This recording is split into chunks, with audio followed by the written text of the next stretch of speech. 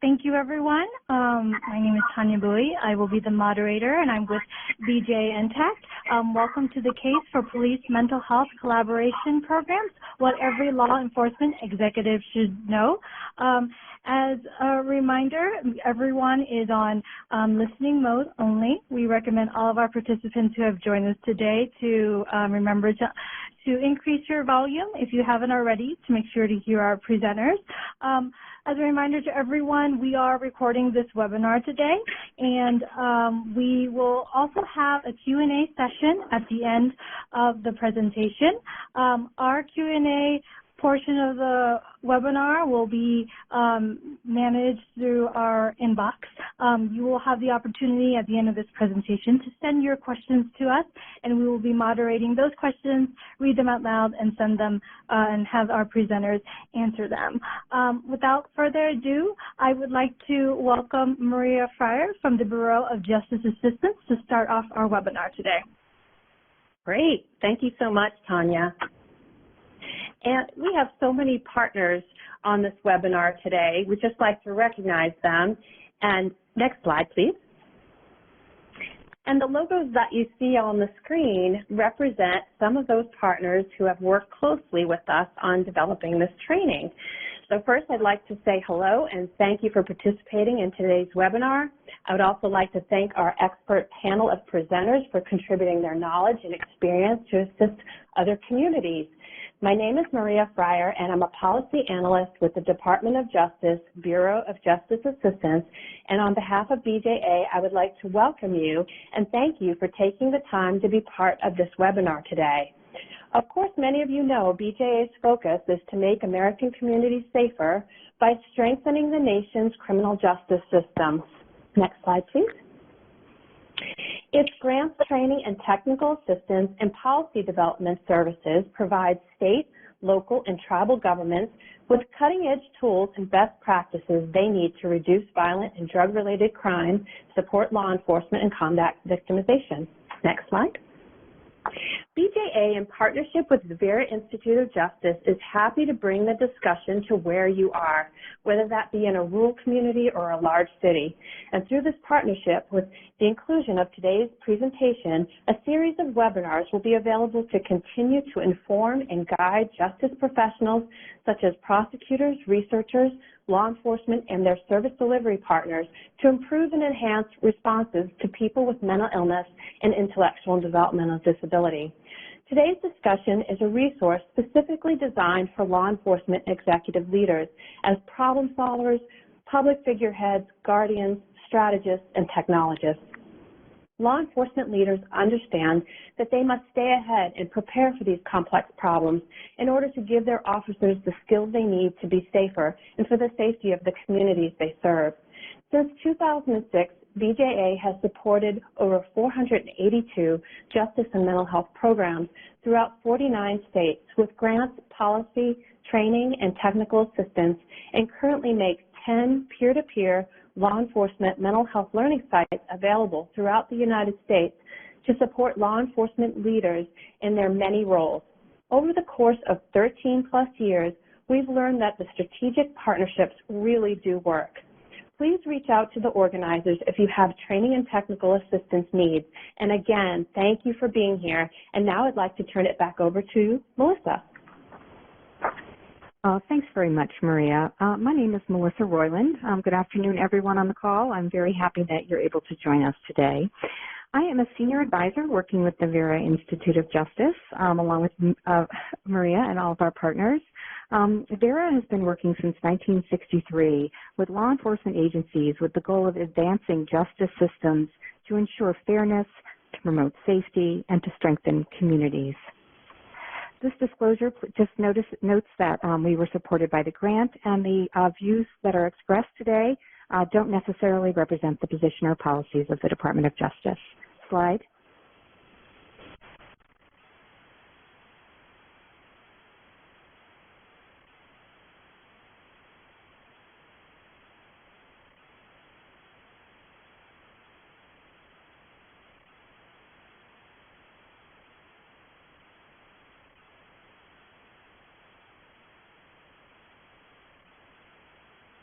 Just going to pause for a moment while we bring up a video to share with you from Michael Sawchuk. He is the Commissioner of Public Safety in the state of Maine.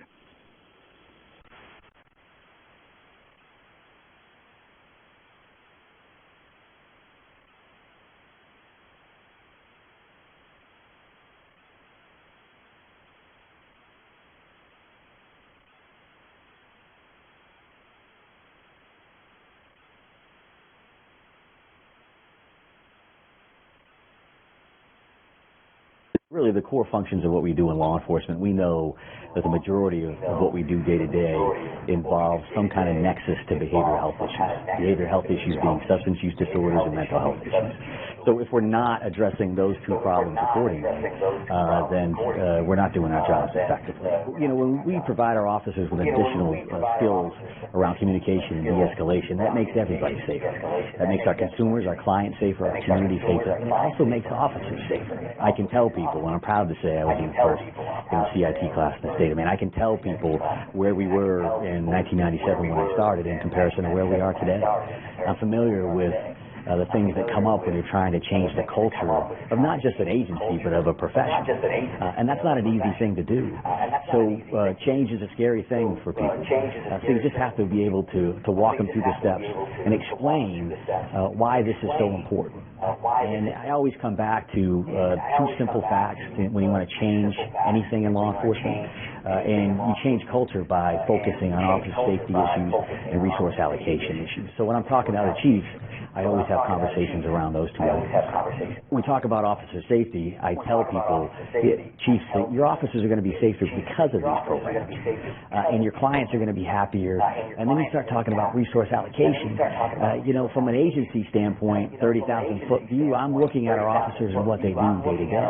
Maybe a formal workload analysis, or maybe just talking to street cops about what you're doing, what are you facing out there, what frustrates you. And I think if the chief walked into any locker room in any community in this country, they're going to again come back to those behavioral health issues. So we need to do a better job providing some tools. And I don't want those chiefs to be standing at a podium answering questions about why their officers aren't trained.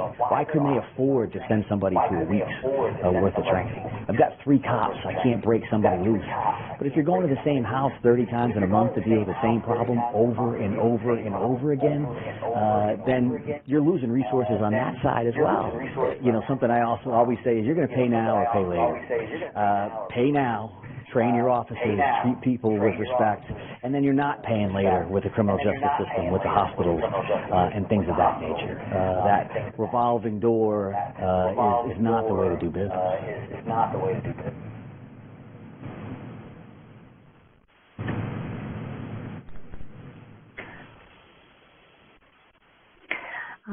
Thanks, everyone. I hope you were able to hear Mike's video. If by chance you were not able to hear it, if there was a problem with your connection, the recording of this webinar will have this link in it for you to be able to access it. Okay, next slide. So we're going to talk today, I'm going to just start off with an overview of the initiative, Serving Safely Initiative. This is the project that has put all this together. It was a BJA-funded initiative to enhance law enforcement and prosecutor responses to people with mental illnesses and or intellectual or developmental disabilities. So over the past year, we've worked with our project partners and Vera Institute of Justice staff to provide training and technical assistance to more than 50 agencies nationwide, developed more than 10 products that will guide the field, prepared a literature review and research agenda, and created this law enforcement executive curriculum. Some of our partners are on the webinar today, but several are not. I want to acknowledge them: the Prosecutor Center for Excellence, the Police Executive Research Forum, the International Association of Chiefs of Police, Crisis Intervention Teams International, the National Disability Rights Network, the American College of Emergency Physicians, and the University of Illinois at Chicago. That's in addition to NAMI and the ARC that are on the webinar. Next slide, please. So our goal today is to both inform and persuade law enforcement executives to implement police mental health collaboration programs. The goal of these programs is to improve the response to people with mental illness and IDD. So throughout this presentation, you'll hear that leadership is key. to the design, the implementation, and the sustainability of these programs. And one of the best ways to learn about new programs is through a peer exchange. This is why many of the presenters today are law enforcement leaders. Our other presenters are experts in their fields and represent the type of collaboration that we know is central to these types of programs. Slide. I'd like to start off by introducing our presenters. In addition to myself, we'll start off with Chief Pam Davis. Hello, everyone. My name is Pam Davis. I'm the Chief of the Punta Gorda Police Department. We're located here in Southwest Florida. We're a small agency of 38 sworn officers and 18 professional staff, and we serve a population of about 20,000 people. But before I came to Florida, I actually retired from the Anne Arundel County Police Department in Maryland as a deputy chief. And there I led the development of an expansive CIT program that included a co-responding unit. And you'll hear more about what that unit is later on in the webinar. Anne Arundel County is a larger agency with just over 700 officers, 240 professional staff, serving a population of approximately 650,000 residents. And right after I retired, I went to spend a year and a half with the Baltimore Police Department, which has about 2,500 officers. I was the director of the Professional Development and Training Academy there. And during that time, they were also developing a CIT program that involved a co-responding unit, so I was able to assist with that. And I'm looking forward to sharing some ideas with you today.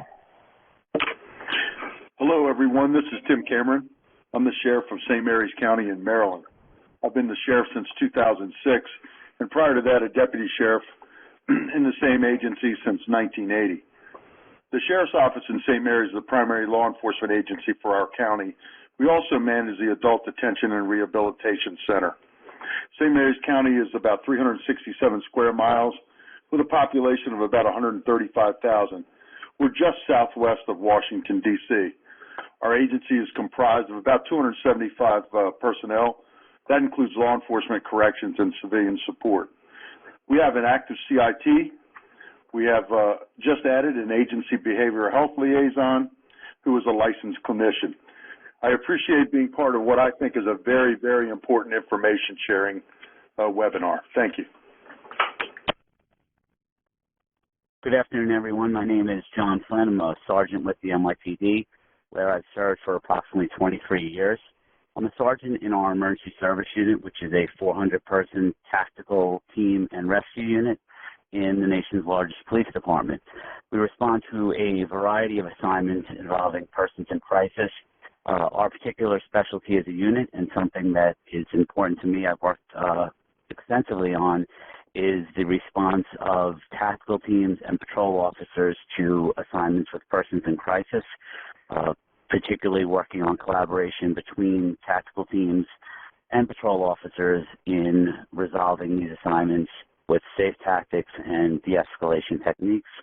I'm very happy to be a part of this today. Hi, everyone. This is Ariel Sims with the ARC of the United States. I am the Senior Program Manager and Attorney for Criminal Justice Initiatives there. The ARC is the nation's largest and oldest advocacy organization for people with intellectual and developmental disabilities, or IDD. You might also hear the term self-advocates during the webinar today. The ARC has been around since 1950, and in addition to our national office, we have over 620 state and local chapters located throughout the United States. And at our national office, we also have a dedicated criminal justice team that provides technical assistance and training to all kinds of criminal justice professionals, including law enforcement. Really excited to be here with all of you and look forward to the discussion. Hello, everyone. I'm Major Darren Scott. I've been with the Topeka Police Department here in Topeka, Kansas for 31 years, and have been in command side of our organization since 2005. Our department is considered to be a little on the larger end of what is considered a medium-sized department with about 355 personnel. I've been lucky enough to have been able to command in every bureau of my department and division, and had the opportunity to participate in Executive on Loan a few years ago, where I worked directly with the city manager, learning the city organization as a whole. Additionally, I hold my undergrad in business, which emphasizes in organizational management and leadership, and I hold a graduate master's degree in, believe it or not, family therapy. Currently, I'm the Community Outreach Bureau Commander, and although the Bureau consists of many community-based units, we have a successful behavioral health unit integrated with sworn personnel who are partnered with mental health professionals working on 3 shifts.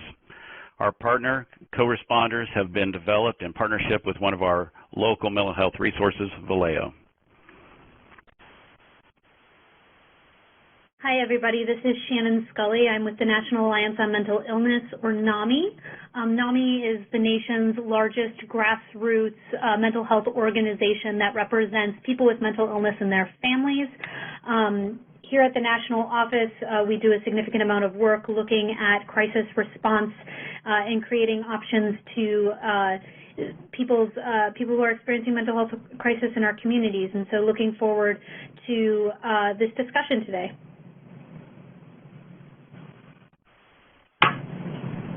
Next slide.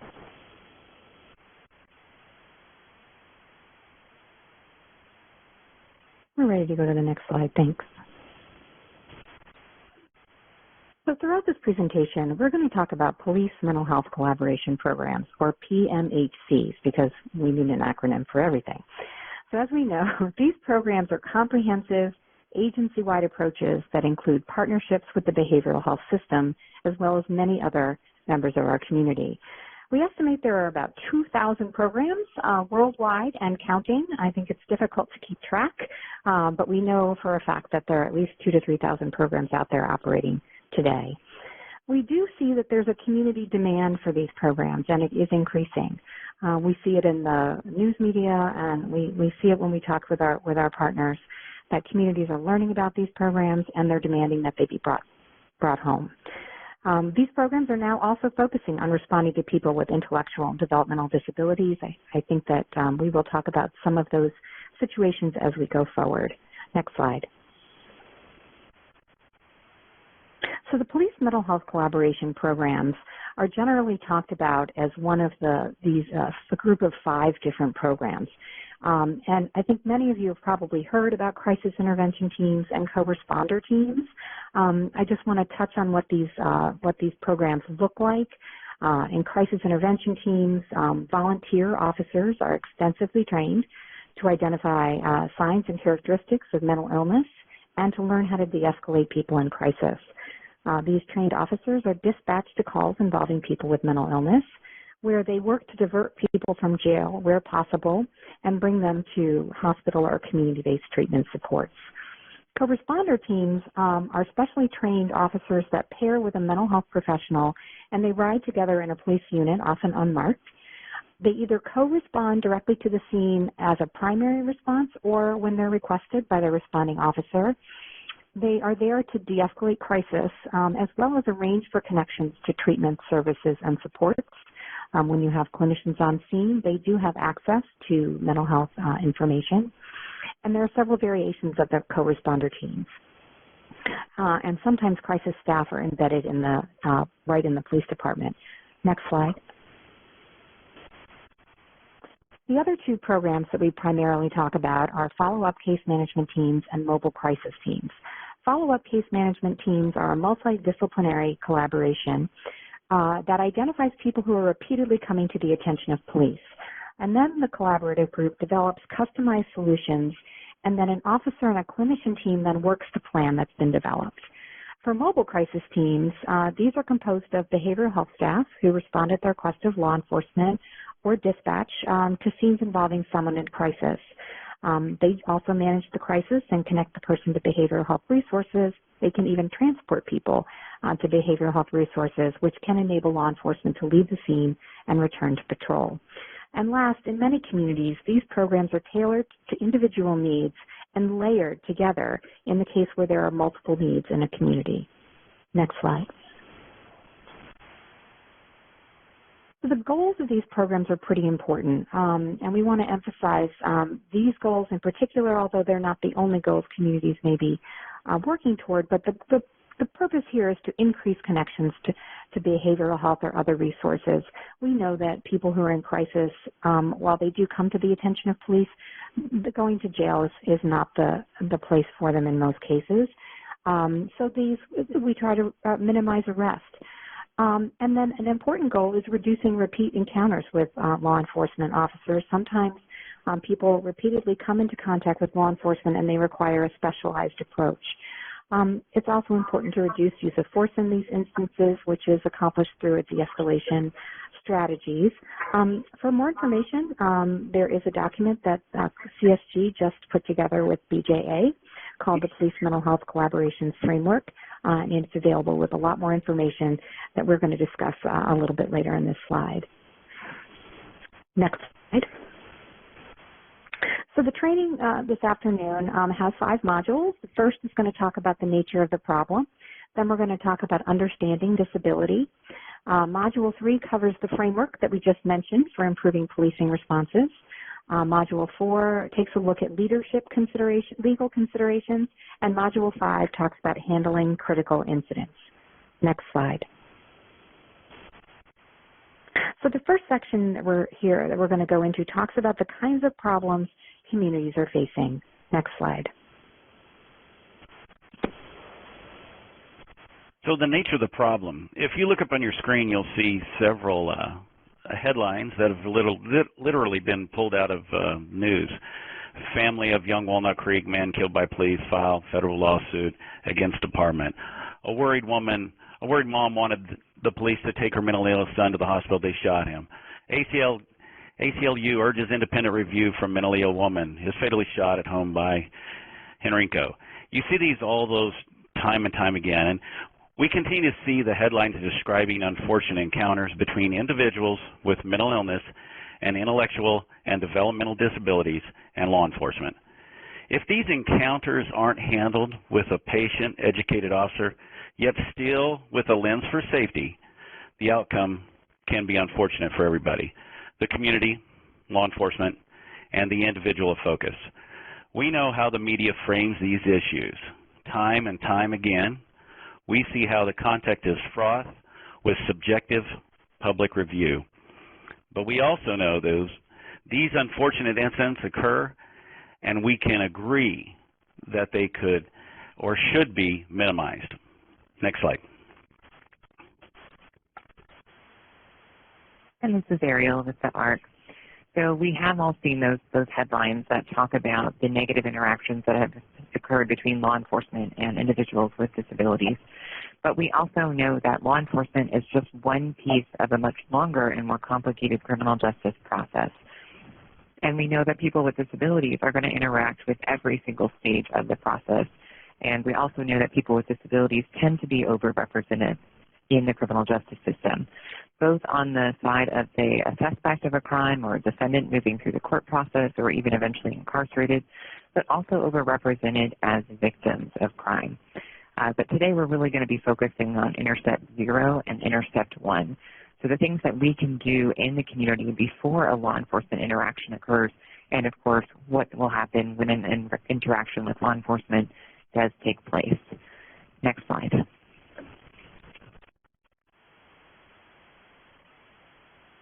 So this is Shannon. The data you see on your screen right now shouldn't be anything that is unfamiliar to those of you who are online. This is the data that we see all the time that just shows the overrepresentation of people with mental illness involved in the criminal justice system and who are booked into our jails and prisons annually. And so this is all national level data, so we're looking at about 2 million people with mental illness booked into America's jails every year. In state prisons, people with serious mental illness, the rate of serious mental illness is 2 to 4 times higher than it is in the general population. And the presence of co-occurrence, substance use disorder, and mental illness is very high, again, within jails. Next slide.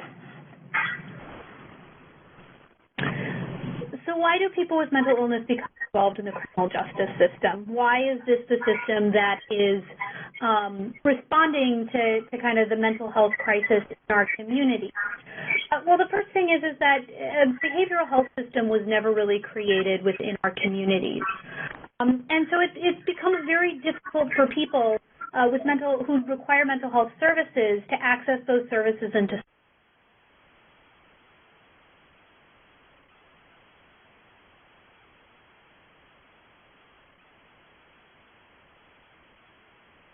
Shannon, I think I'm back now. Yeah, I think you're back. I can hear you now. Go ahead. Okay, so SAMHSA has done a study that really looks at what are the barriers to people getting access to mental health care, and I'm not going to give you all of that data, but some of the things that I just like to highlight for people is that stigma is still a really real thing for people, despite the fact that we've done a lot of work to try to reduce the amount of stigma around mental illness and accessing services. Anywhere between 12 to 15% of adults still won't seek treatment because they're really concerned about what their neighbors are going to find out and that the community around them is going to find out. Costs continue to be one of the #1 reasons and barriers to accessing mental health care and treatment. Over half of all adults who have a serious mental illness do not receive services because they cannot afford their costs, and their insurance does not cover what it is that they need. And then our country also has quite a bit of a workforce shortage around mental health providers. The majority of Americans live in communities that don't have a psychiatrist. And to demonstrate this workforce shortage, I'll use an example out of Massachusetts. So Massachusetts has one of, I'd say, the better states for mental health care. But there's for every one mental health care provider that exists in that state, and we're talking about LCSWs, MSWs, psychiatrists, psychologists, for every one person that is trained to provide mental health care and services, there's 180 people that are looking for their support. And so there's a huge gap between the number of people that need services and the number of people that are trained and available to provide those services. And again, as a result, I often think, from kind of the low capacity of the mental health system, law enforcement continues to be a first responder to mental health crises. Every community has a law enforcement agency that responds to them. Not every community has a behavioral health provider or a behavioral health system. And so often these interactions can result in someone being arrested or an officer taking someone to jail because they don't have another place to take them. We also see a significant amount of criminalization of people with mental illness, and just to highlight this could be a webinar unto itself, but just to highlight this, very simple policies or public ordinances that your community might pass, such as like public nuisance laws, so looking at loitering, public urination, sleeping in public places. All of these types of laws and policies often disproportionately impact people with mental illness, and so they're entering into the criminal justice system for what often is very low-level, type of crimes or violations of laws that exist in communities. Next slide. Thank you, Shannon, and this is Ariel with the ARC. So what Shannon just described about the mental health disability community and some of the challenges that lead to involvement in criminal justice system, some of those same things apply when we're talking about intellectual and developmental disabilities. We also have a critical shortage of direct support professionals, and it's really hard sometimes for people to access the necessary services and supports that they need. So when we see this involvement in the criminal justice system, we're typically seeing involvement in one of two ways. So starting on the victim side of the equation here, we know that people with intellectual and developmental disabilities are far more likely to experience victimization than those without disabilities. So it would be very common for law enforcement to be interacting with individuals with developmental disabilities in this capacity, trying to report something that might have happened to them. Just to give you a sense of some of the numbers, we know that people with intellectual disability in particular are 7 times more likely to experience sexual assault than those without disabilities. And we know that individuals with cognitive disabilities, which includes developmental disabilities, but also things like traumatic brain injury, learning disabilities, they face the highest rates overall of violent victimization, again, compared to those with other types of disabilities and just those without disabilities. And some of the barriers that we see in accessing justice when individuals have experienced victimization, sometimes their reports go unbelieved, they're not perceived as credible, and because of this, we might actually see that their cases are going unprosecuted. And this is especially true if the disability involves a challenge to communication of some kind. So if it's difficult for somebody to communicate, we again see that kind of associated underestimate of someone's ability to be credible or believable. And again, just the inaccessible supports and services are something that we would see throughout the entire criminal justice process. Next slide, please. So switching to the other side of the system, we're talking about those who may be suspected of a crime, a defendant moving through the court process, or eventually somebody who may be incarcerated. We again see the same overrepresentation that we see in other ways in the criminal justice system. So for instance, we know that 2 in 10 prisoners and 3 in 10 jail inmates have reported having a cognitive disability. And as this is self-report data, we know likely that it's a much lower estimate than what's actually who is represented in the system. And then something particularly relevant to law enforcement, we have some studies showing that more than 25% of those who were later exonerated after giving a false confession to law enforcement had characteristics of intellectual disability. So when we're talking about intellectual disability, we know there is a significant risk of false confession when we're looking at this side of the system. Again, taking a step back and kind of looking at bigger picture barriers and what the experience is like for those who are going through the system in this capacity. We know that the disability often goes unrecognized, or if justice professionals do know the disability is present, it can be dismissed as irrelevant, that it has nothing to do with the case or with how the person is moving through the system. We know that people with disabilities more generally will face higher rates of arrest, conviction, and eventually serve longer sentences. And being in the prison environment is something that can pose unique challenges to those with developmental disabilities and for those with mental health disabilities. And we see that these individuals often accrue new charges behind bars because they struggle to really adapt to that strict prison environment. And then, of course, again, the inaccessible programs and services are things that are going to be throughout the criminal justice process. Next slide. Hi, this is Pam again. So we're going to talk about repeat encounters because every department has had experience with this. As law enforcement leaders, we have several goals for our department, and one of these goals is to utilize our resources efficiently, effectively, and safely. So when officers have repeat encounters with someone who has a mental illness or intellectual developmental disability, it can be very resource intensive. These repeat encounters can be generated from a lot of different sources. You'll have frequent 911 callers, or you may have a family member who calls about a loved one experiencing a behavioral health crisis and they just don't know where to turn. Or you can have a citizen who thinks someone's behaving abnormally, or they believe somebody's homeless, or maybe there's a couple different issues going on. And the officers, they'll respond to these calls and they deal with the same people over and over again. And sometimes they'll have the criteria, they'll conduct an emergency psychiatric evaluation thinking that, this person's going to get help. And that ties up the officer for several hours because they might be at the hospital and the person may still be released and not have any kind of follow-up services for the consumer. But what happens most in these situations is there's no criteria for the emergency evaluation and the officer is unable to get the person the help they need. They become frustrated. They don't know where they can get resources to find these kind of services. So this is where, again, we're telling and recommending that it's very important to develop a CIT program with adequate training for your officers or deputies, collaborate with your mental health providers, crisis response organizations, mental health government agencies, hospitals, nonprofit organizations, and other stakeholders, and set up a resource network for your officers so that you can use it to link these consumers to services.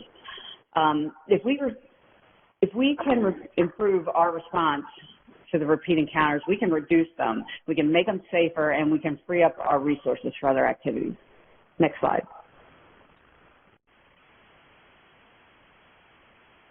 This is John.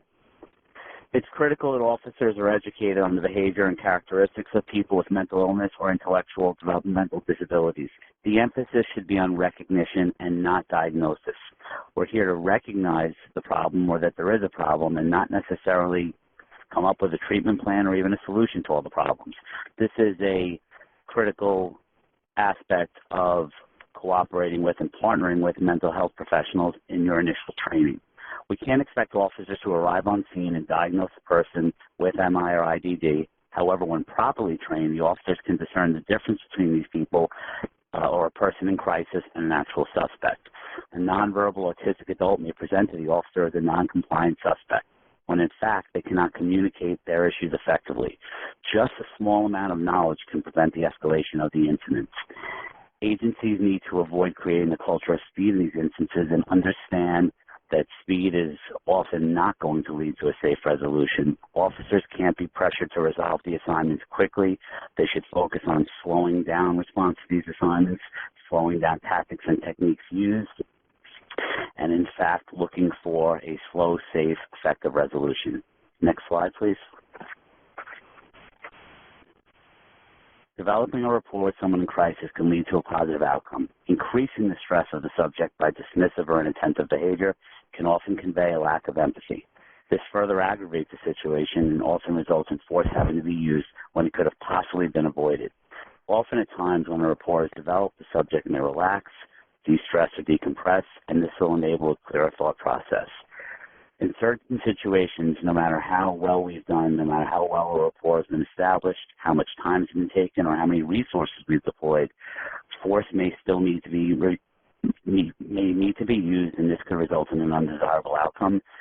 It's critical in these training programs to gain credibility right at the start by acknowledging that force may have to be used, and in no way are these tactics or techniques that are being recommended and endorsed putting officers or the people we're dealing with at any increased risk. In reality, these tactics and techniques should make our response to these assignments safer, not more dangerous.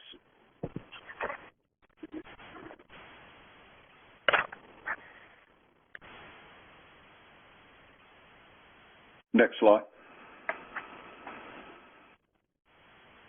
One of the issues for law enforcement in these situations is liability when things go wrong.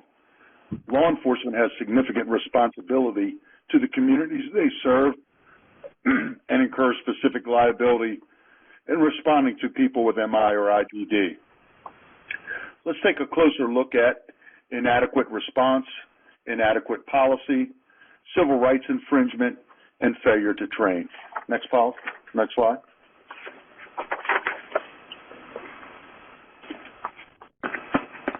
Tanya, can you go back one previous slide, please? An inadequate response would be police response by untrained personnel who fail to recognize persons with mental illness and or intellectual or developmental disabilities. This description is a prescription for disaster. Failing to train our police personnel specific to persons with MI or IDD could be interpreted as deliberate indifference.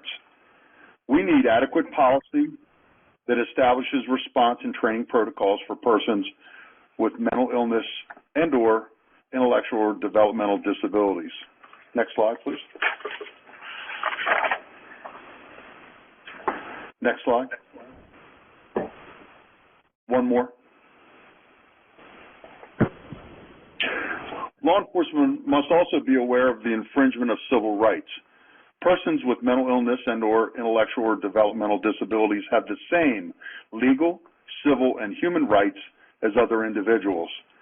These groups are also protected by civil rights laws that outlaw discrimination on the basis of disability. They may need accommodations, supports, and services to fully participate in their communities. Police must respond and resolve incidents with equity and fairness. Next slide, please. The last area of potential liability is failure to train. The primary responsibility for every supervisor, commander, and law enforcement CEO is that all their personnel have received appropriate required training, equipping them with the knowledge, skills, and ability to handle situations involving people with mental illness or intellectual or developmental disability. Next slide, please.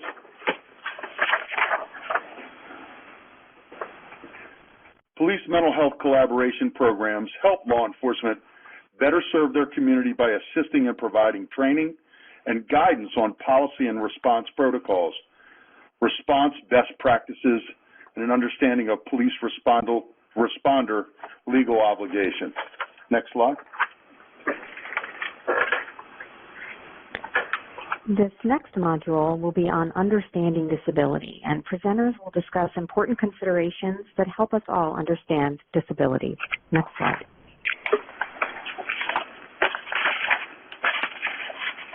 So first is just a brief understanding of mental illness. So when we're talking about mental illness, we're talking about conditions that can disrupt thinking, feeling, mood, ability to relate to others, and just overall daily functioning. And it can really impact any person. It doesn't limit itself to race, religion, income, age, but something to keep in mind when thinking about the people that we're potentially serving. About 75% of all cases of mental illness begin before the ages of 24.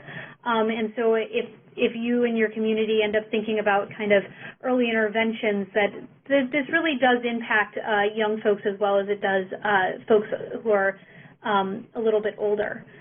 Next slide.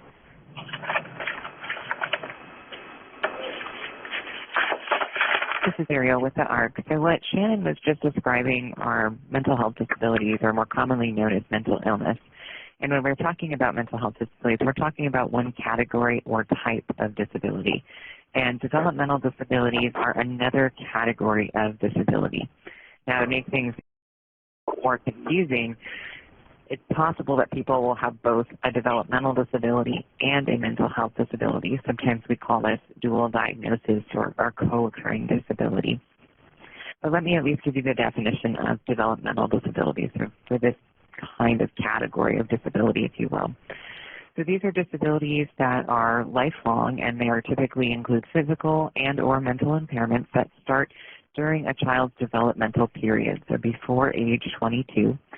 And it has to substantially impact or limit at least 3 of these kind of 7 areas that you can see here on the slide. So the ability to take care of oneself, to learn new things, to walk or move around, to direct one's life and make decisions, to live independently without support, to support oneself economically, and to express language. So again, for it to meet criteria for developmental disability, you have to check off at least 3 of these boxes. Next slide. So on this slide, you can just see that there are, because the developmental disability is a larger category of disability, there are lots of individual diagnoses or labels that kind of fit under this broader category. So things like epilepsy, Down syndrome, autism, cerebral palsy, intellectual disability. These are all types of developmental disabilities. So if you hear these things, just know they're part of this broader category of developmental disability. Next slide. So as I mentioned before, there's still stigma is still a very real thing in the mental health community because there's a lot of myths and stereotypes about people with mental illness that kind of continue today and may seem really outdated, but are still pretty prevalent in the communities today. And so on the screen, you'll just see a handful of some of the more common stereotypes that we hear about people with mental illnesses. I'm going to address just a couple of them. So the number one thing that we hear, especially in communities after mass violent incidents, is that people with mental illness are dangerous or violent. And there's a strong held belief that people with mental illness are going to be violent towards others, but in fact, someone with mental illness is more likely to harm themselves or be harmed by someone else, be a victim of a crime, than they are to ever be violent towards another person. And so we spend a lot of time, and it's really important that we kind of break down this misunderstanding that people with mental illness are going to be dangerous or violent towards others. We also often hear from a lot of people, especially when we talk to officers who are new to kind of this area of work, have often been out in the field and see really repeat encounters with individuals that, not understanding, just thinking, people just need the right medication or they just need to take their medication. I'm sure many of you have thought this before, but what we know about mental health and wellness is that it's more than just medication. Having a supportive community, safe housing, a good job, opportunities to engage socially are all part of what goes into supporting someone with a serious mental illness in staying healthy and well. Additionally, medications can have very serious side effects, and it can sometimes take a lot of time for someone to identify with their doctor what works for them. But it really takes a lot of persistence and understanding to identify what is going to support that person in living well in a healthy life. And so, you know, I will reference back to some of the barriers that interfere with people getting kind of that treatment. And so having this mentality that, well, someone just needs to take their medication or get the right medication and that's going to solve all of this, that's not necessarily the case. There still continues to be other things that are required to support someone, as well as there just being barriers to people getting help and support.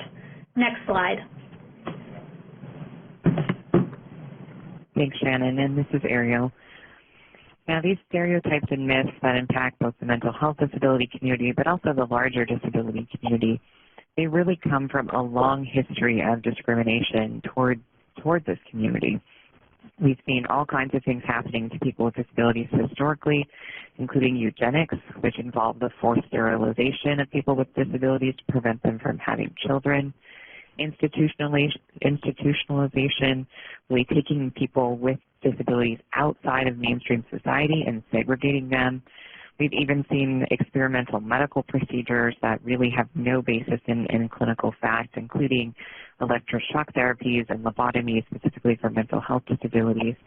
And, you know, I don't think it's any surprise that when we look back at our history and global history that when we treat people with disabilities a certain way and we learn to value people with disabilities a certain way, that becomes sort of commonplace, and we kind of lose sight of where that even came from in the first place. Now, not all stereotypes and myths about disability are necessarily negative. And in fact, we can actually have stereotypes and myths that are very positive and may tend to overvalue disability. So there's actually something in the disability world called inspiration porn. And I'm just going to describe it briefly to you. So I think we've all been on social media lately, and maybe a meme came across our feed, and it was an individual maybe who's running a marathon, and they have a prosthetic leg. And there's some kind of, you know, message with the meme that says, you know, if this person can do it, why can't you? And it's this idea that we look to people with disabilities as objects of inspiration, especially for those of us who are not people with disabilities. And so this can itself be harmful, right, if we're taking people with disabilities and we're using and objectifying them in this way. So it's important to remember that it really can go both ways, that we might overvalue disability, we might devalue it, but all of these things, they can affect our personal values, they can impact how we think about disability and the associations that come to mind whenever we're interacting with individuals with disability. Next slide, please.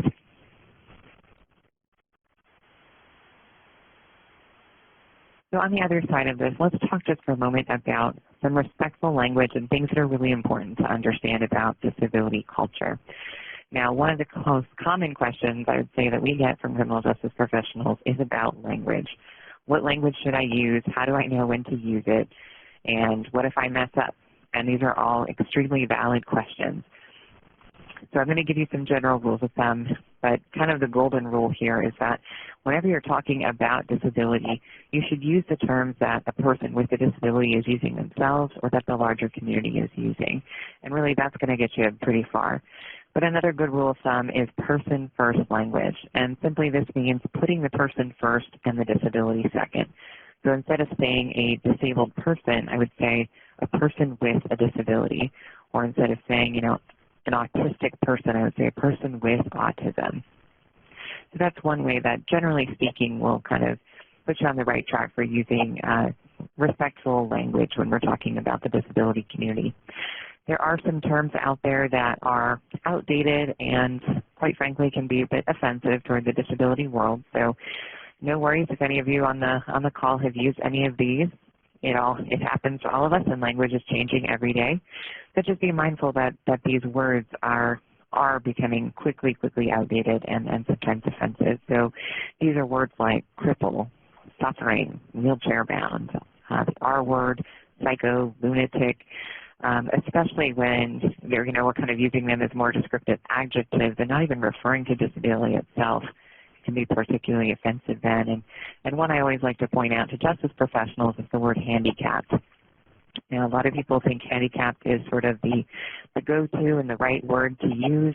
That's sort of the politically correct way of saying disability, or that something is accessible. And I'm here to tell you that using the word disability and using the word accessible are going to be your better go-tos. So if you want to describe that open space in the parking lot, it's an accessible space, not a handicapped space, or the accessible stall in the restroom instead of the handicapped stall. So that's going to be a good one for you to use as accessible, or even just use the word disability instead of that word handicapped. And the last thing I really want to emphasize is this idea of nothing about us without us. This really came out of the larger disability rights movement and people with disabilities advocating for themselves and for their peers. And what it means is that whenever we're talking about issues that impact the disability community needs to be at the table. And not just at the table, they need to have a voice and they need to have power. So it's really important that when we're talking about police mental health collaboration programs and new initiatives that we are including people with disabilities, people with lived experience in those discussions, in those programs, in those tests, because it's really going to make for a much better program down the road. And we're going to talk about partnerships more in a little bit. Next slide, please. So the last point really that I want to make here in this section is on intersectionality. We've really been talking about disability and disability pretty exclusively, but we know that people do not come to the table with only one identity. They bring all sorts of identities, including their race, their gender expression, sexual orientation, socioeconomic background, all of these things. We can't really separate them from people. So even though we're talking about disability, we have to acknowledge that we're really talking about people in all of their complex and wonderful identities.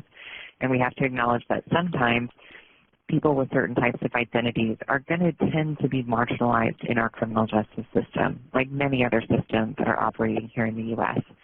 So just one quick example of why intersectionality is so important in the criminal justice space. We have some arrest data based on national arrests from 2017, and basically what this study found was that if you are a white man with a disability, you are arrested more often than somebody without a disability. But if you're a person of color with a disability, that rate goes up even higher. So again, we just see this overlapping and interlaying of these different intersections and identities, and it really matters in the criminal justice space. We don't want to forget about these other identities as we talk about disability. Next slide. This next module is going to talk more in detail about the framework for improving police responses to people with mental illnesses and intellectual and developmental disabilities. This section is really based on the document that BJA and the Council of State Governments recently released. It's called the Police Mental Health Collaboration, a framework for implementing effective law enforcement responses for people who have mental health needs. Next slide. So the framework publication is intended to help jurisdictions advance comprehensive agency-wide responses to people who have mental illnesses. It poses 6 main questions that law enforcement executives should consider to be successful in implementing or improving a police mental health collaboration in their jurisdiction. We're going to cover 5 of these in this section. So we're going to talk about leadership commitment and partnership, clear policies and procedures, quality training, using data to measure success, and maintaining and sustaining programs. Unfortunately, talking about the array of mental health services that are required was a little bit beyond the scope of the webinar, but there will be resources at the end of the presentation to go to learn more about that. Next slide, please. Well, leadership support, it's key. It's critical. There is no taking a back seat in initiating a culture change. Enthusiastic, passionate leadership throughout visioning, planning, and the implementation and incorporating mental health awareness and education for your officers is just paramount. It really is a key to foster success. There has been a natural shift in the type of individuals who are seeking employment with law enforcement. These individuals have an understanding of the world which is quite different from 20 years ago. Through consistency in message, mission, leadership, education, and training, we can bring our mid-level supervisors to help secure the vision of the change sweeping law enforcement.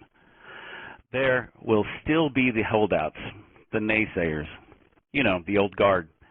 You know them because they still use the coined term hug-a-thug when the topic of mental awareness and crisis intervention arises.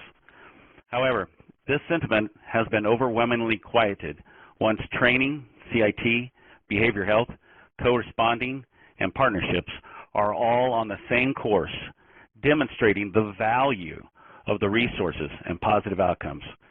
Quite frankly, the number one thing an officer wants to do, as well as we, is get out on the street, catching the criminal element, and protecting our community. Next slide. So in this section, we're going to talk more about partnerships and how fundamental they are to these programs. Next slide. Let's talk about building community partnerships and how they can strengthen the law enforcement role in responding to persons with mental illness and/or intellectual or developmental disabilities. Next slide. Why community partnerships? Because we can't do it alone, and why would we want to? Program work is performed by linked agencies with experience and expertise. The law enforcement CEO must demonstrate that partnerships are a priority by assigning someone with decision-making authority to attend meetings and by creating and assigning someone to a coordinator's position. Next slide. Community partnerships help to improve policy and procedures, bring new solutions to the situation. They can help to prevent critical incidents, and they provide us a safety net. Next slide. And this is Ariel with the ARC. Now, when we're thinking about building partnerships with the disability community or any community, it's really important to understand that community and really get to know them. So, you know, as the officer was just discussing, you can have community liaisons. You can start to build some of those relationships, and these are things that can help you in the event a critical incident does happen down the road. Now, sometimes law enforcement and sometimes the disability world are a bit hesitant to reach out to one another. But in something that we do in our work is we encourage that you look for the common ground and the mutual interests. You know, really when these groups come together, they often interests and perspectives are overlapping, and they just didn't fully appreciate what it was like for the individuals sort of on the other side. So, for example, something that, you know, we hear a lot from communities is about law enforcement responding to group homes. On the law enforcement side, you know, they really don't want to have to be going out to these group homes after being called by staff, and they're saying, you know, the staff are just poorly trained, and that's why they're calling us, and it's not appropriate. And on the other side, you know, we've got the disability world who's saying, well, we don't have the supports and services systems that we need in place, and sometimes there might be a need for law enforcement response. So it's really the idea of bringing together both of these communities and having them share those different perspectives and really learn from each other's unique experiences. And something else that's really key is identifying champions and allies, both on the law enforcement side and on the disability side. Those folks who are really going to take this and run with it and be the champions in their own organizations, but in their larger communities, someone who can run with this really. And it's also important to, once you even have sort of a group in place, whether it's a task force, a team, a coalition, or you're just starting the conversation, to kind of look around the table and make sure that everybody is there. You might discover as you go along in these partnerships that it's really important to have others at the table. You know, maybe at first you just had service providers and you realized you really needed the advocacy community there as well. So it's always a good idea to kind of stop and reflect on who's at the table. Next slide. Now, when we're talking about partners that side of things, there are certain kind of entities or groups that exist in every single state and often at the local level. So earlier, we've been talking about people with intellectual and developmental disabilities, people with mental health disabilities. They're organizations led directly by these individuals. They're typically called peer groups or self-advocacy groups, and they tend to exist at both the state and local levels. As I mentioned earlier, the ARC, we have over 620 state and local chapters located across the United States. Shannon mentioned that NAMI also has affiliates, and I believe they're at about 640 across the United States. And then one other resource I would just mention is that every state and territory also has a protection and advocacy organization, which is basically a federally funded organization that advocates for people with all types of disabilities. And they're another entity that could really lend support, both training and technical assistance, and bring that disability perspective to the table. Next slide. So partners in emergency services. And with this, I would like to expand on community partners Ariel mentioned in the previous slide. Because you may have asked, who do you partner with or network with, here's a list to get you going. When you are working to form partnerships, networks, and coalitions, it really helps if we start at the top leadership. This demonstrates commitment and initiatives, new organizational goals, defining the new mission. And we all know it takes the CEO to bring relationships to working partnerships. So start at the top and come down, and then reach out, connect the dots, creating a chain of collaboration. Some of those chains and those dots are sheriff's offices, police departments, school police departments, state LEOs, bureaus of investigation, state police, community, CIT, on and on with state and local emergency responders. Also, you have behavioral health care providers, local health, mental health hospitals, community-based behavioral health service providers, and also your criminal justice partners, state, county, Department of Corrections, and prosecutor's office. Next slide.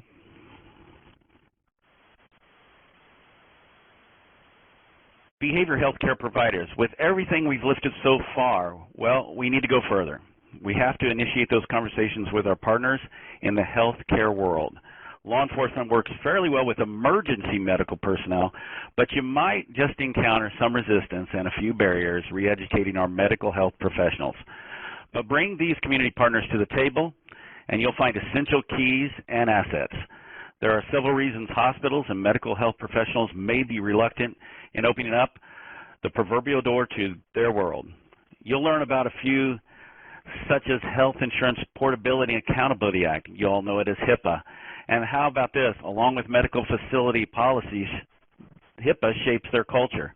However, with the enthusiasm and compassion, you'll open the door to discussion and understanding. Successes will follow. Next slide. Partners in the criminal justice system. When we are looking for partners, we can't leave out our criminal justice system. We have to incorporate our corrections, probation, parole, pretrial services, attorneys, victim advocates, judges, and our district attorneys. Those individuals who exhibit or have been identified with mental illness or intellectual or developmental disabilities will be taken down several paths during a journey of help and recovery. Next slide.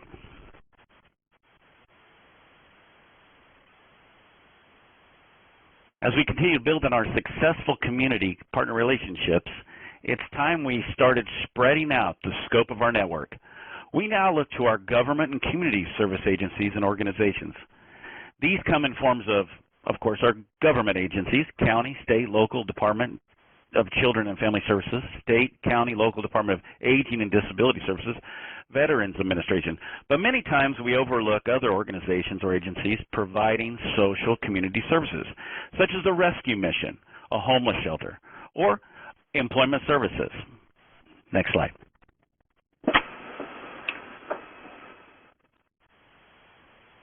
As you can see, there are a lot of groups that are our important partners.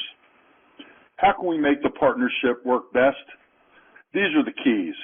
Identify your shared goals, understand the problem from all perspectives, have a formal structure, regular meetings, memorandums of understanding and agreement, and assign a law enforcement coordinator.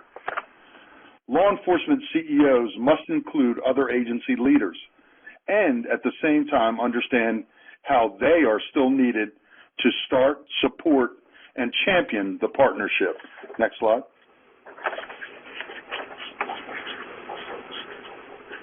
There are a lot of misconceptions about HIPAA. Understand what HIPAA does and does not allow. A HIPAA-covered entity also may disclose personal information to law enforcement without the individual's signed HIPAA authorization.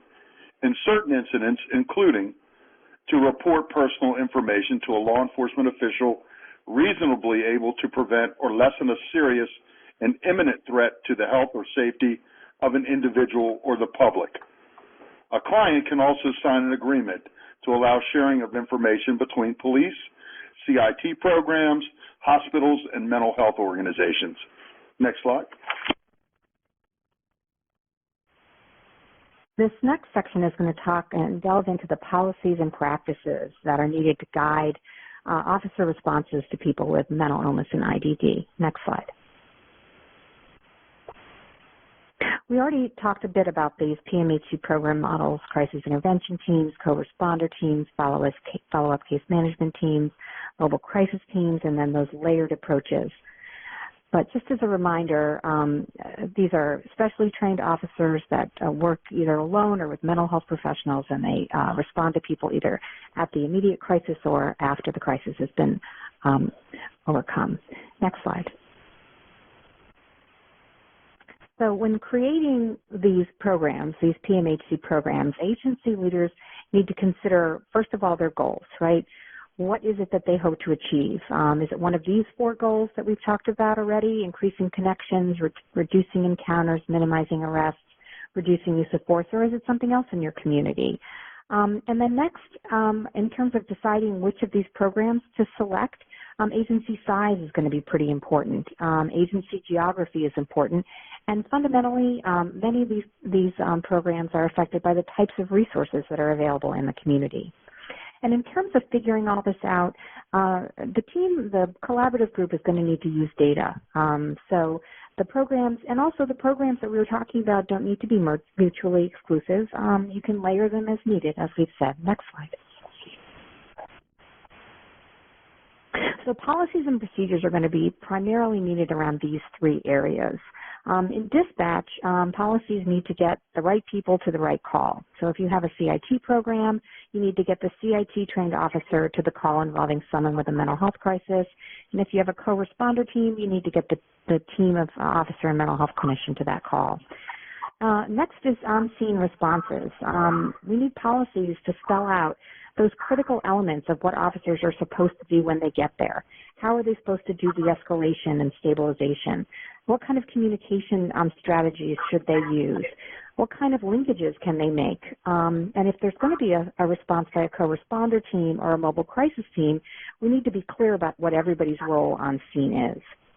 And finally, these follow-up component will need policies as well. These follow-up activities are typically a function of the co-responder team in alignment with the multidisciplinary collaborative. And so these policies are needed to address how the teams would reach out to people and what constraints there would be around their roles. Next slide. So now we're going to talk about discussing customizing a program for your agency. And this is Pam. I'm going to use a little bit of my own experience when I talk about this, but there's 18,000 police agencies in the country, and obviously they vary in size. So we need to develop the CIT program that fits our agency and our resources. You know, as I talked about earlier, I do have experience with larger agencies where finding resources and funding was a little bit easier than now that I'm here at a smaller agency. And I've discovered that at my smaller agency, in order to make sure I've had adequately trained officers on every squad, I've trained all my patrol officers. The Memphis CIT model, that's a national best practice that suggests we train 25% of our patrol officers to be CIT officers, and I've done that in my former agencies, but if I did that with my smaller agency, I'd end up with only like 1 or 2 officers on each squad, and then that ends up being that if I have an officer on leave or in training, I may not have any CIT officers working on any given day. So that's a problem. So having all my officers trained prevents this from happening. And actually, I think it makes them an overall better officer prepared to respond to someone in crisis. Another limitation for a small agency you'll find or you'll know about is lack of funding. So you might want to consider a regional approach to help you with resources. What we've done is we've partnered with our local sheriff's office because he's got a lot more access to resources and funding, and he was able to hire a licensed clinician who works with the CIT officers to provide that follow-up. And he's made this resource available to us. So that's been very helpful. So when we talk about those partnerships with other people in the criminal justice system, you know, consider regionally who you can partner up with for help in this area. And of course, we're actively involved with our mental health collaborative group, and we bring all the stakeholders to the table on a monthly basis and work on what needs improving. And just one quick reminder, as you're customizing your CIT program, don't forget about your dispatchers. That's that first link to when people are calling 911. You want your dispatchers to be trained if you can get them trained as well, and develop your policies ahead of time before you start to put this program into place, so that way you're training and working towards making sure that your policies are what they're supposed to be. Next slide. Well, we're going to be talking about mid-sized agencies at this point. Mid-sized LEO agencies are usually associated within populations of 50,000 to 500,000 residents. Medium-sized agencies most likely have the ability to really evaluate the mission and customize the training to meet the community and the department needs. A good start is with utilizing mental health first aid training for all sworn personnel, then a gradation of training which incorporates 40 hours of crisis intervention training or CIT training. Whether to start with a 25 percentile within your troops or not, that's up to you. And again, one of the things that we do here in Topeka, we're a mid-sized agency. Like I said, we have a 300 sworn. We actually put our 40 hours right in our academy.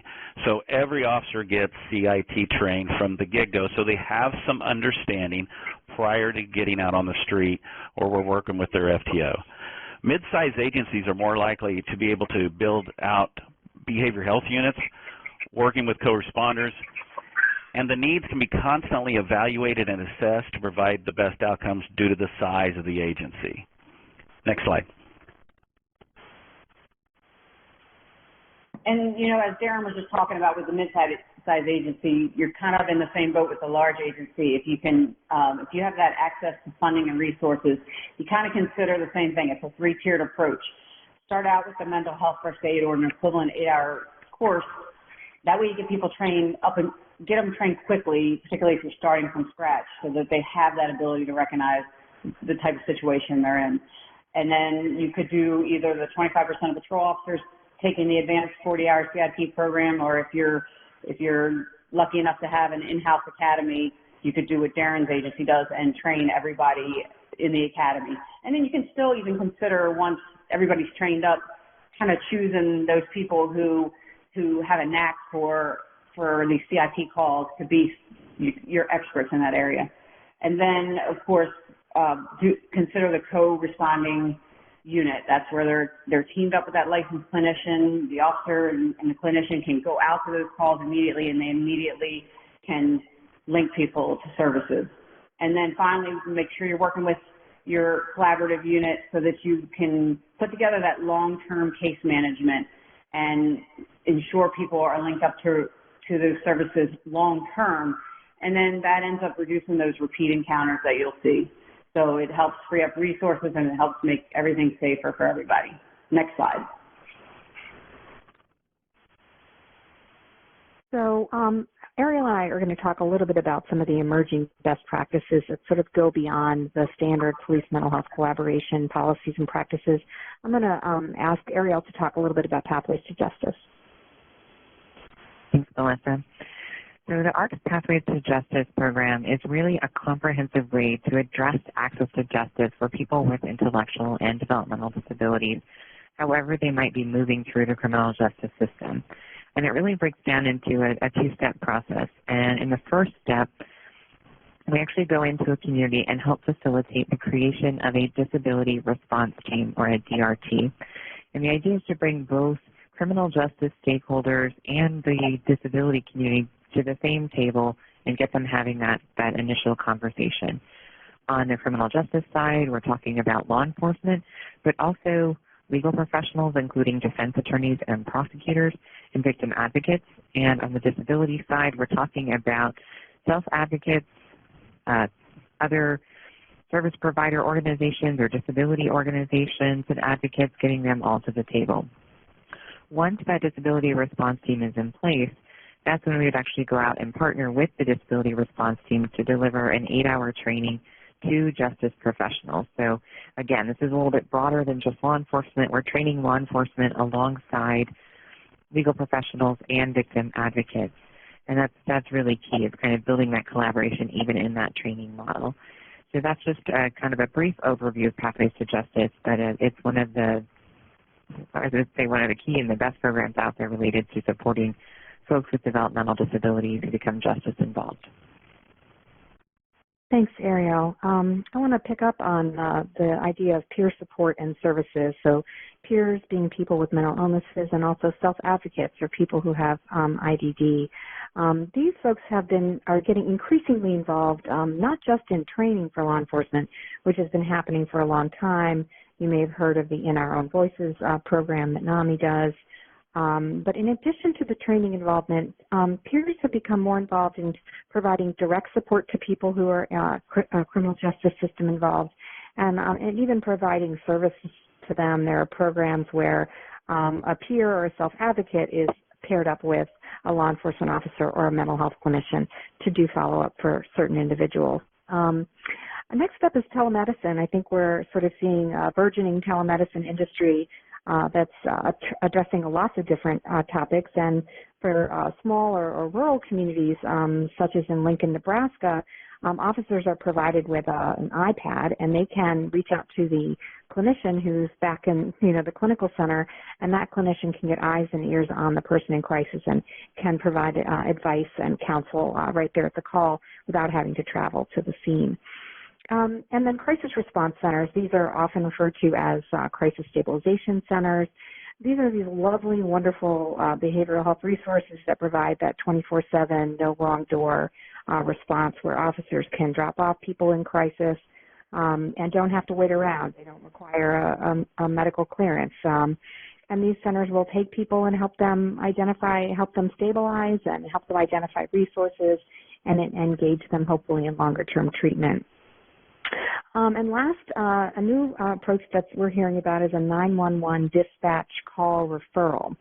So in Houston has a program called the 911 Crisis Call Diversion Program, places a mental health counselor on the phone inside the Houston Emergency Communications Center, who works directly with the 911 call takers and dispatchers to identify and divert callers with non-emergency mental health concerns away from police or fire and EMS. So in those cases, police officers do not need to respond. So next slide, please. So the next section is on training. We've talked a bit about the types of training that we might do for different types of programs, but here we're going to talk a little bit more detail about what that training includes. And just as a reminder, these programs are never just about training. The T in CIT is for team, not training. So we always like to emphasize that whenever we can. Next slide.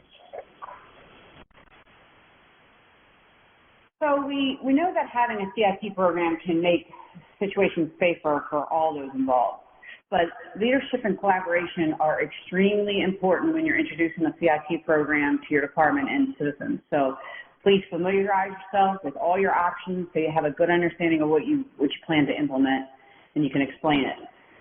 It's also important for leaders of an agency to understand the types of training involved and what it entails before implementing it. So talking quickly about our 8-hour course, this can be mental health first aid or the equivalent 8-hour class. It's comprised of learning about mental illness and how it affects people, and it's not there to teach your officers how to diagnose anyone. We talked about that a little bit earlier. It will teach your students to learn to identify potential risk factors for various types of mental illnesses, or identify resources to help someone with a mental health problem. And I do want to note that it can be a little costly to send officers or deputies to a mental health first aid training, so you can look at those, substitute it with an equivalent course, or you can consider maybe sending some of your staff to a train-the-trainer class to become an instructor and bring the training back to your agency. And so for the 40-hour CIT training course, that's a lot more comprehensive. The course is taught by mental health providers and clinicians, advocates, and trained CIT officers. And the students there, they'll learn different types of mental illness, developmental disabilities, and they'll actually also learn about medical issues that can sometimes present itself as a mental illness. Participants also learn de-escalation skills, and they'll learn those techniques to develop a rapport with someone who's experiencing a behavioral health crisis. But one of the best parts that I think is great about the training is when they bring in someone from the community who has a mental illness, the person attends the class and shares their experiences with all the participants, and it gives the officers a perspective they probably won't otherwise receive. And the feedback from my officers is that's been the best part of the class and it's had the greatest impact on the officers. The class usually wraps up with role playing, so that gives everybody the opportunity to put what they've learned into practice. So it's very great training. I do want to, again, emphasize leadership in this area. Highly recommend chiefs and sheriffs attend the training, kind of kick it off, discuss your vision with your troops, give them the opportunity to ask questions. That way they see that you're involved and you bought into it and they can understand why you're implementing the program. Because there's been many times I've seen training and I've seen new programs fail because the leadership's not there and the officers and deputies, they see that. So I can't stress this enough. Next slide. Silos, both in training and response to these incidents, will have a very negative effect on resolving them. We often talk, and we talked today, about collaboration with mental health professionals in responding to these incidents. Perhaps even more important is collaboration within the agency, within units within the agency. Training programs should incorporate experiences from CIT, from negotiation teams, from SWAT and tactical teams, and when feasible, the members that are going to respond together should actually train together. The training should not be limited solely to tactics for de-escalation, but also discuss contents of dialogue, awareness of various topics of MI and IDD, education about people with IDD, and best practices for response to these incidents. It's very important the training must match agency policy. An organization can't spend thousands of dollars to train members to deal with people who have MI or IDD and then have policies that don't allow the officers to have the time and resources they need to handle these situations effectively. Next slide, please.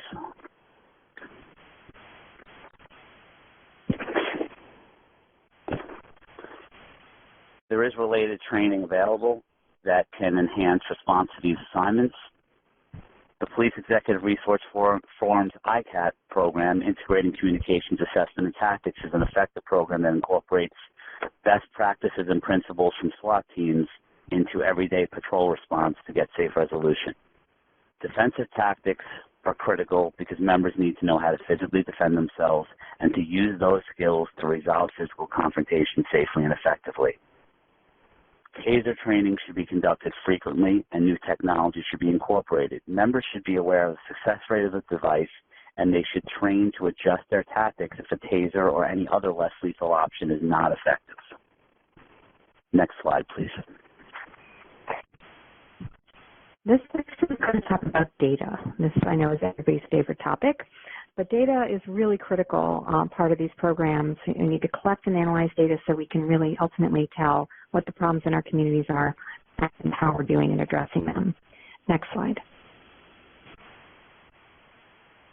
So these are the key program outcomes. I think we've talked about these numerous times, and so they should be familiar.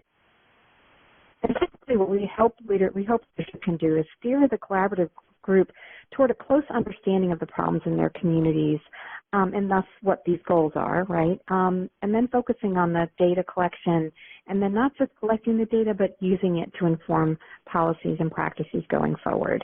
Next slide. As Melissa was saying, it's not our favorite subject, but it is first and foremost that we understand that we need to collect the data. It's understandable if your department hasn't been collecting data on mental illness and intellectually developed mental disabilities, and that's okay. Most departments haven't been collecting related data for assessment and analysis. And it's okay if the department doesn't have an analysis unit to crunch the numbers. That's okay. However, the tea leaves are on the table that we in law enforcement are going to have to establish some way of recording and keeping critical data related about LEO contacts with mental illness and intellectual and developmental disability individuals. Look at what you have available. You have computer-aided dispatching, CAD. You have records management systems, RMS, where you can query data out of there. Requiring incident reporting on contacts for possible tracking and future discovery, and partnering with your local universities and colleges. Here in Topeka, we use our local university, Washburn University, and we use their departments to help us come up with new ways to analyze how we can do things better. And remember, most departments won't have data from before program startup, but that shouldn't keep you from starting it. Next slide. And as with all the programs that are implemented in law enforcement, there are going to be challenges to maintaining this work. So this section talks about ways to sustain the programs for the longer term. Next slide.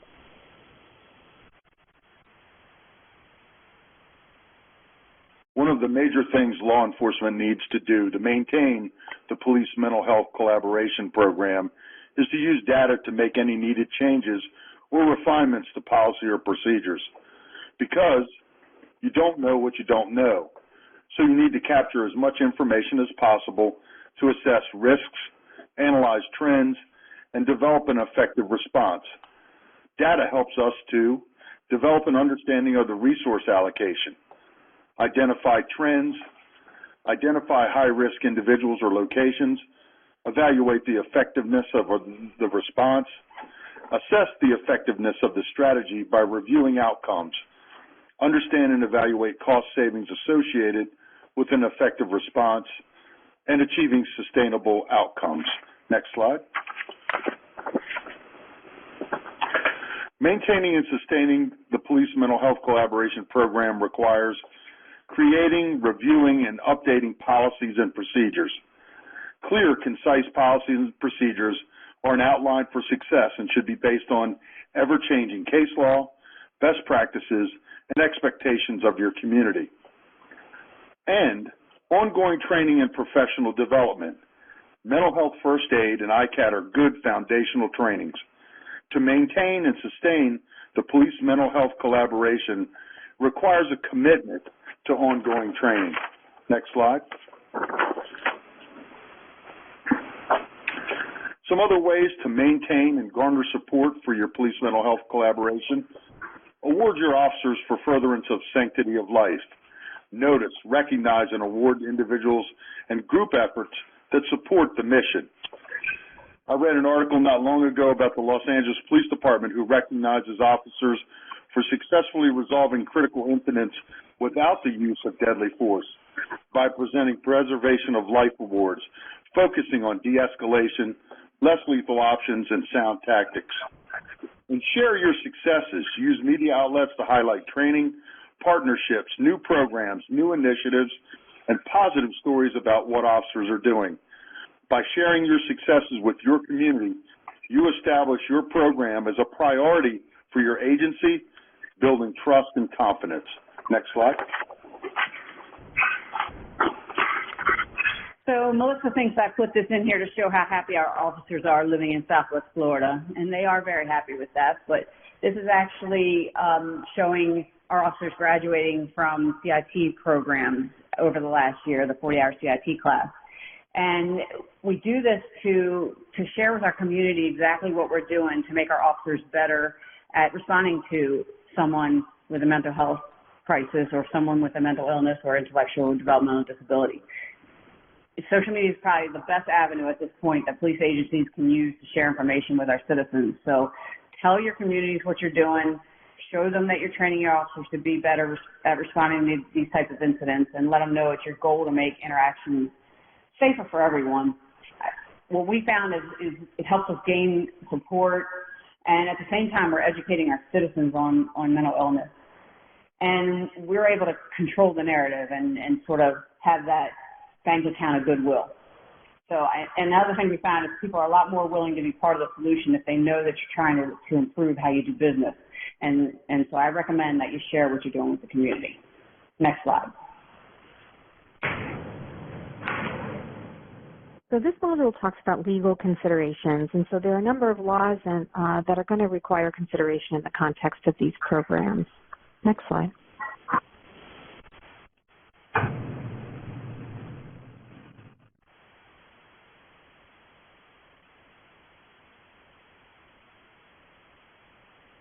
Pam, are you there?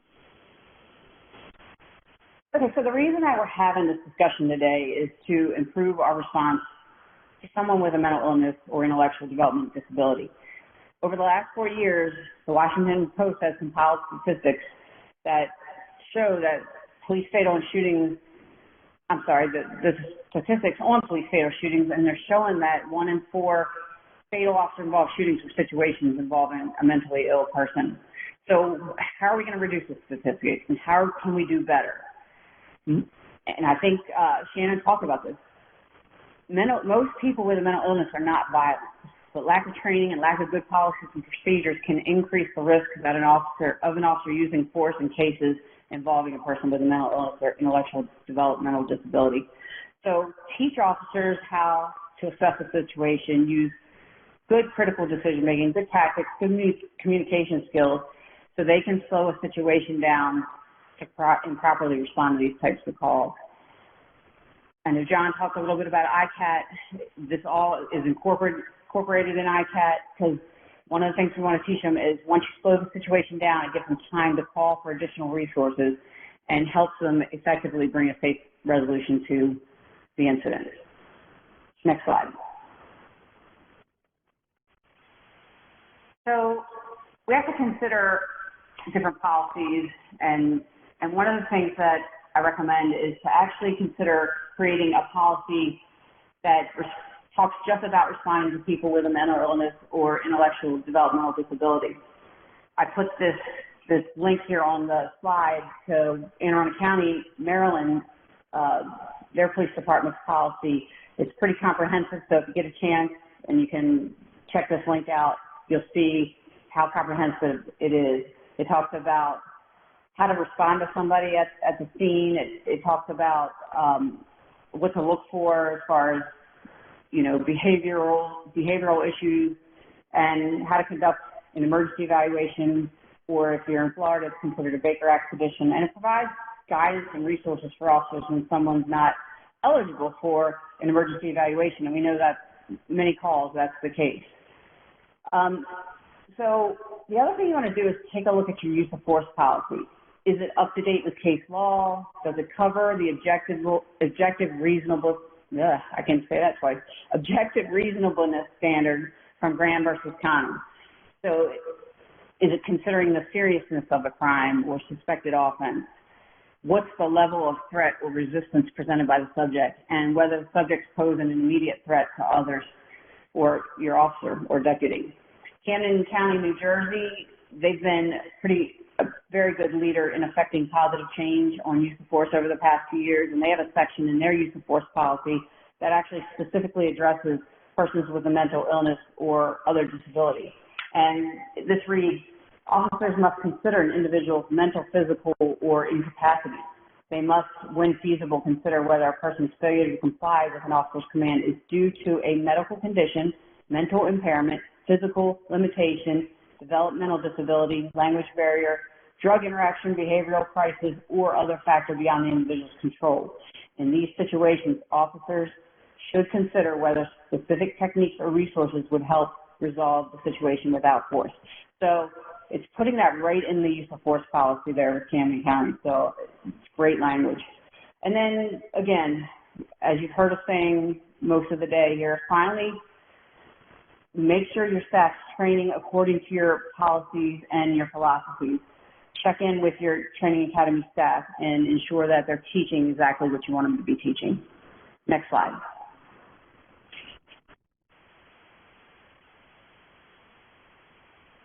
So what do we hope to achieve from having a police and mental health collaboration program, CIT training, and solid policies in place?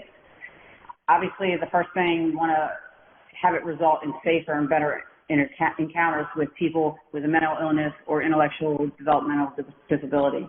And we also want it to result in reduced complaints of excessive force and an overall reduction in use of force cases for your department.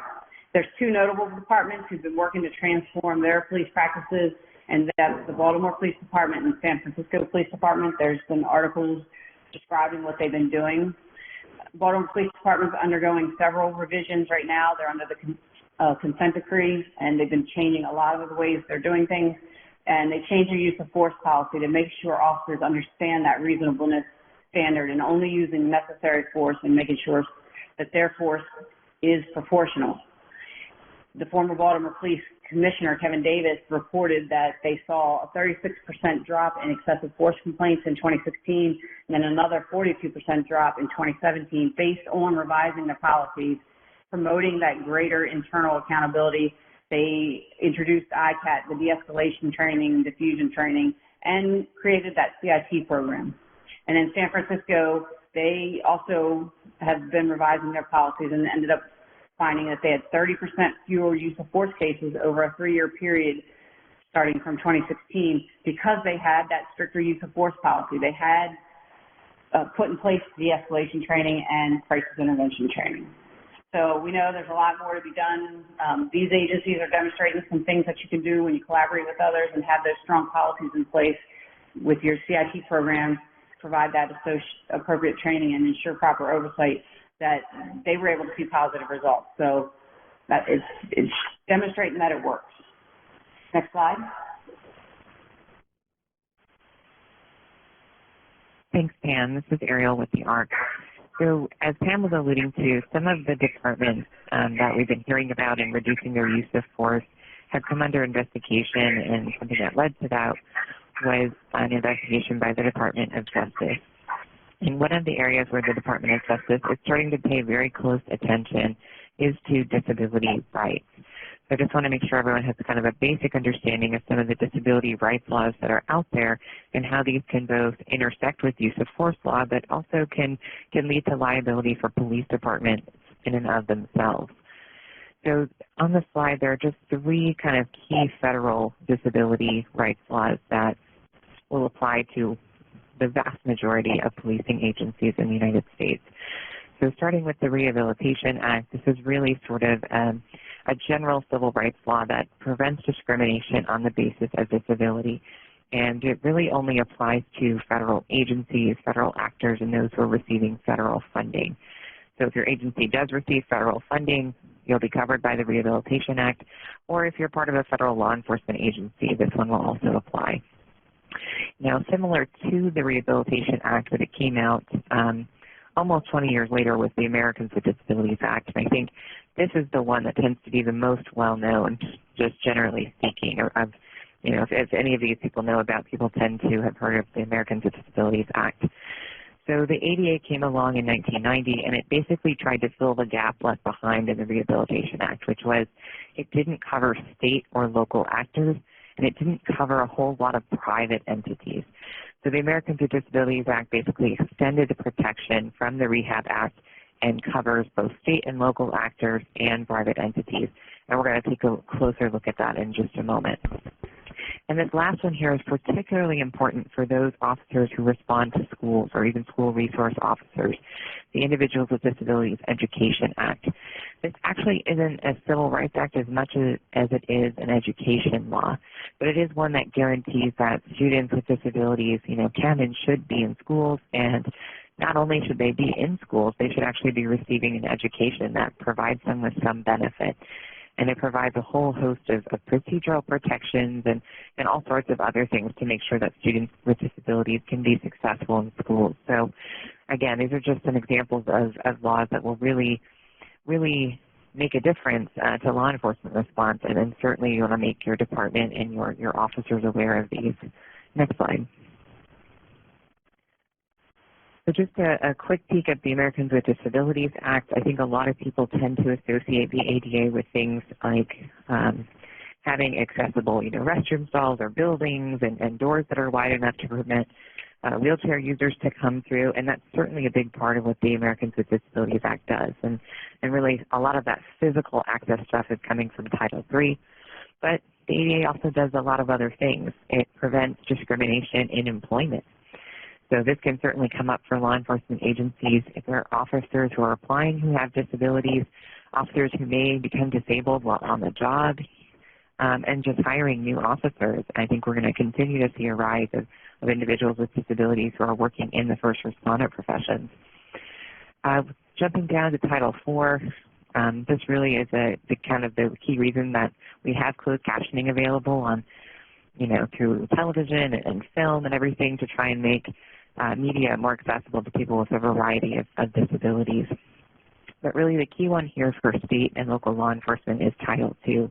And again, this is the one that the Department of Justice is typically enforcing when it's investigating law enforcement agencies for potential concerns.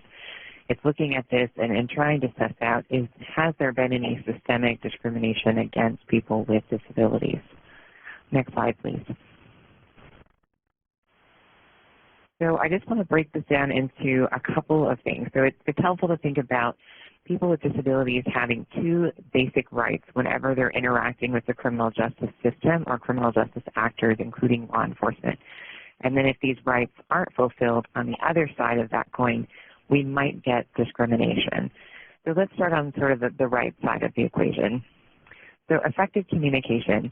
People with disabilities have the same right to communicate just as effectively with law enforcement as those without disabilities. And sometimes that means there might have to be, an auxiliary aid or service provided in order to give them that same level of communication. So a really kind of brief example is just, if law enforcement is out and they encounter somebody who is deaf and they use American Sign Language, depending on the circumstances, you might have to get an interpreter. You might have to get somebody who could come in and actually help facilitate that interaction, somebody who is certified and trained to be an interpreter in law enforcement response settings. Secondly is that access to programs and services. So basically this means that people with disabilities, they have the right to access every single law enforcement activity, service, program on the same basis as people without disabilities. So, in the larger criminal justice process, this could be things like diversion programs, but it could also be something as simple as the act of arresting somebody. And what's really crucial here is that, every law enforcement agency has a standard operating procedure or a policy or processes, or, just all this stuff in place about how officers are going to respond. And sometimes what disability rights law requires is an adaptation to that standard response. So for example, let's say your agency has a policy that you handcuff everybody behind their back before you take them in and book them. But let's say that we go back to our individual who is deaf and uses sign language to communicate. If you were to handcuff that person behind their back, you have now effectively gagged them, right? You've prevented them from communicating. And in a situation like this, what disability rights law might say is that you have to provide an accommodation reasonably to the existing practice or policy. And if you do have to do something like this, you can always consult a supervisor, but you can also document why you deviated from policy. So it's really important for all agencies to understand some of the disability rights obligations that are out there, and more importantly, how to make them happen, how to make them a reality using your existing policies, practices, and procedure, and knowing when it's okay and when it's required to reasonably modify or accommodate an individual with a disability. Next slide. This last module talks about how the police mental health collaboration programs can be useful in responding to critical incidents that might otherwise simply be getting a SWAT response. Next slide.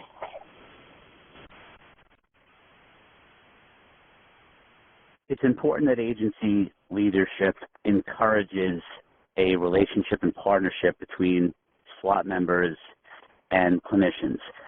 The relationship needs to be built and developed in training, as we've talked so much about today.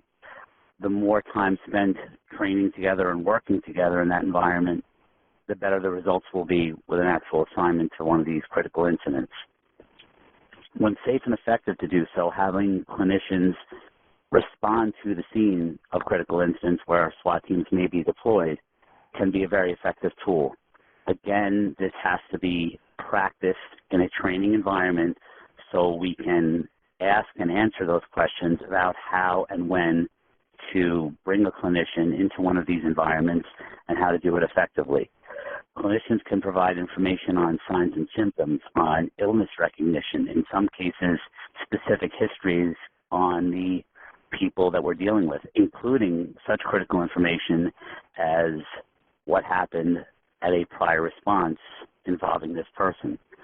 The clinicians can also serve as a coach or a facilitator even when patrol members, CIT members, SWAT members are making progress. Having somebody with the expertise at these scenes to provide critical information and specific information about what they recognize in the crisis can be very important. Hostage negotiators should understand what training is being given to patrol officers trained in CIT and, if possible, participate in the training themselves.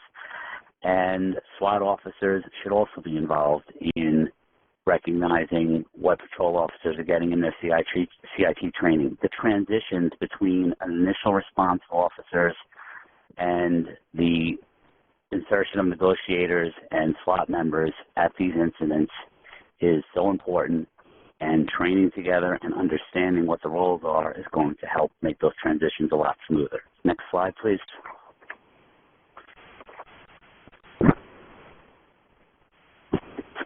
What makes these PMHC so effective is the team response to these critical incidents. SWAT team members are often successful at critical incidents because they train, work, and respond with that team mentality.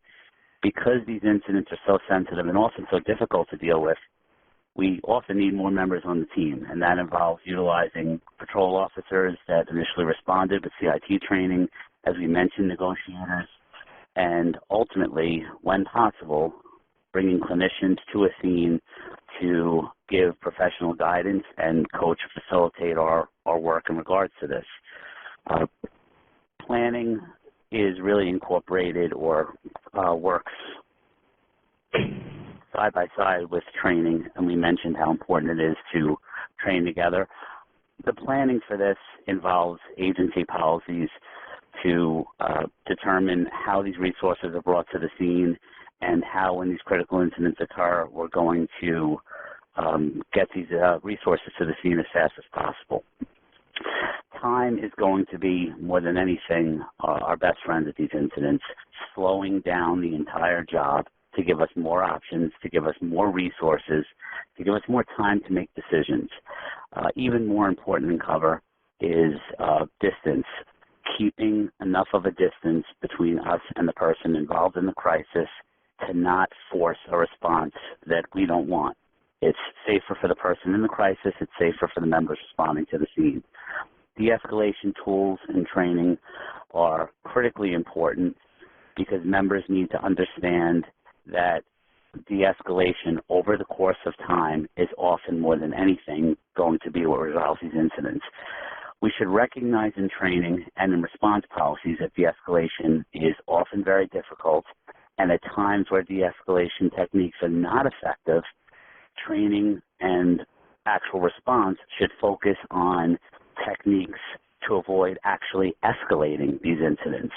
We need to recognize that sometimes de-escalation is going to be tough or nearly impossible, but it's important to recognize that there are things we can do as officers that may in fact escalate the incident for the person in crisis, and we should avoid doing that.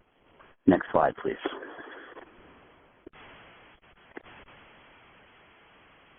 So with all the information you've heard so far, one really important fact, and we alluded to it earlier on in the slideshow, is those headlines ripped out of the, basically, if you Google anything, you'll see those headlines. Also, Pam alluded to it as well, as making sure that the community knows what's going on when you're working towards understanding and being more empathetic towards the community. In the slide before you, there's a quote up there. It says, "When I am gone, I would like to have the people who have the least to think the most of me. That was by Bill Persinger. He's a mental health care professional. He is the director for Vallejo Behavioral Health Unit, who we partner and lean on so heavily. Leaders are absolutely critical in the success for the future, and much success lies in sharing information. In a void, misinformation rules. When nothing is said, someone will say something, and most likely it'll be wrong. So when things go out there and things begin to happen, utilize as many avenues as possible to address community concerns as quickly as possible. Facebook, Instagram, Twitter, media, conference, media releases, etc. Get the information from your people. Get that information out to your community. Share as much as you legally can and add some context because it will be taken out of context. Another thing that's very helpful is create a mental health fact sheet saying mental health illness affects 1 in 5 Americans and adults. 1 in 25 American adults live with a serious mental health condition, etc. You can get that information from your fact sources, Substance Abuse and Mental Health Services Administration, and you can get that out there. Those are good things for people to know. And here's a very important part that we've learned, and I'm sure some of you have learned, is as much as you share information out in your community, as much as you put that information out there, keep your officers informed. Next slide.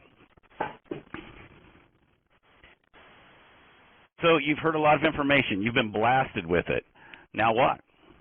You are the leaders. The leaders for our communities to make a difference.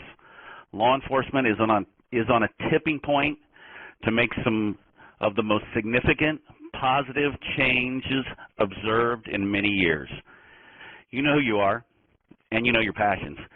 Seek out other leaders who are passionate about defining their agencies and the whole of law enforcement with determination, benevolence, and determination. There are many leaders who are in discovery, leaders who have taken the first steps, leaders who have found sustainable successes. Those leaders will welcome you.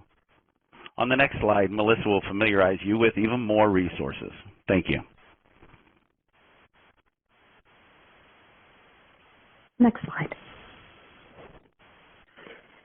So I really want to thank all of the presenters on our panel today. It's been a bit of a long road getting us all here, and I'm very pleased that we were able to share our expertise with you, but we know that it's just the beginning. There are many resources that are available now, far more than when I first started working on this issue 25 years ago, and we encourage you to reach out to these resources. First, of course, BJA, and BJA maintains the PMHC toolkit, which is a very wide-ranging resource for communities on how to create these programs, all kinds of information and resources on the toolkit. The chief among them in this instance might be that that's where you would find out information about the 10 mental health learning sites that BJA has identified. These are communities across the country that have different types of programs who are available to speak with you about their work and help you strategize. Please reach out to us at the Vera Institute of Justice. We are continuing our work on serving safely, and information about our ongoing work will be available at this website. And further, NAMI and the ARC, they have tremendous resources on their websites about how to work with communities and advocates to create these types of programs and how to move forward. CIT International has contacts available through CIT International around individuals in each state who are aware of what's happening within their state for the police mental health collaboration programs. So if you reach out to CIT International, they can in all likelihood put you in touch with someone in your state to further help you. Obviously, the Police Executive Research Forum has a tremendous amount of information for law enforcement executives and others on all kinds of progressive policing issues. And last here is the Gain Center. The Gain Center has become a part of SAMHSA, and the Gain Center spends an enormous amount of time working on critical issues, oftentimes around people with substance use disorders who encounter people in the criminal justice system. so those are our resources. This is the last slide. And I think at this point, we would be very happy to take any questions that people have. Thank you very much, Melissa. I want to take a moment to thank Ariel, Darren, John, Maria, Melissa, Pam, Shannon, and Tim to put together this informative presentation. As Melissa mentioned, we have reached our question and answer portion of the webinar. And so we plan to keep all of our participants on listen-only mode at this time. And if you have a question for our presenters today, please send us an email at bjntech@ojp.usdoj.gov. I have also placed this email address on the slide up here today for you all. And if we're unable to get to your question this afternoon, please don't hesitate to still contact us at this email address. We do plan to send participants a copy of today's presentation in a follow-up email. In order to make sure that you do receive our follow-up email, we will be sending out a survey that will be provided to you in the platform when we close out this event. And that survey link will automatically appear on your browser. So at this time, I'm going to give it a moment for our questions to start rolling in. So I will let everyone know if I see any questions.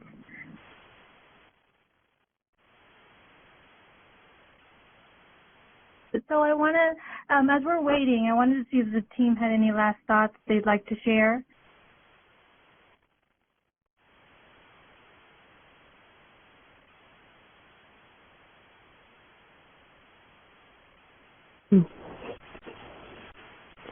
Yeah, it's Melissa. I don't really like to hear silence. I guess one of the observations, because of course, those of you out there who have done presentations, you know that sometimes as you go through the presentation, live, you sort of notice things that either you missed or things that might have been organized in a slightly different way. And I think that kind of information, even if you don't have a question, but if you're willing to reach out to the BJA NTAC group there and just give us some guidance, on, what you thought worked well and what you thought might have been missing from the presentation.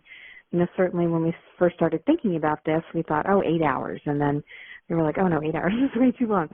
4 hours. And then, we came to 2 hours is what we thought was a reasonable amount of time for a webinar. But we're open to comments and suggestions as well as questions. So I offer that also. And I'm sure you can email the group after, I think Tanya said this, after the webinar is closed. And so feel free to, take note of this email address and send us either questions or comments as you think about them in the days going forward. We'd be happy to respond to you. Melissa, I'd like to add to the group as well. Of course. One of the things that, this is Darren, one of the things is going through this with all the participants and the presenters. We've been working on our program since about 2007 and 8 for the most part, and so we're fairly senior in this world. And what the presenters presented was very thorough. And it does give you a guidebook and a guideline on how to get rolling and how to get started and how to get through the middle of it. And sometimes it feels like you're struggling in quicksand, but if you just reach out for those branches that's been given to you today, you'll make it, and it'll be a successful program, and your community will just love it. Thank you. This is Tanya again. I'm sorry. This is Pam. Sorry, Tanya. This is Pam. I just want to piggyback on what Darren said. And if anybody needs any assistance and they want to reach out to us individually and ask questions, we'd be glad to take them, any call or help anybody. Absolutely. I agree with Pam. We would too here at Topeka. Thank you. I see our first question just came in. It says, does anyone have a disability response team?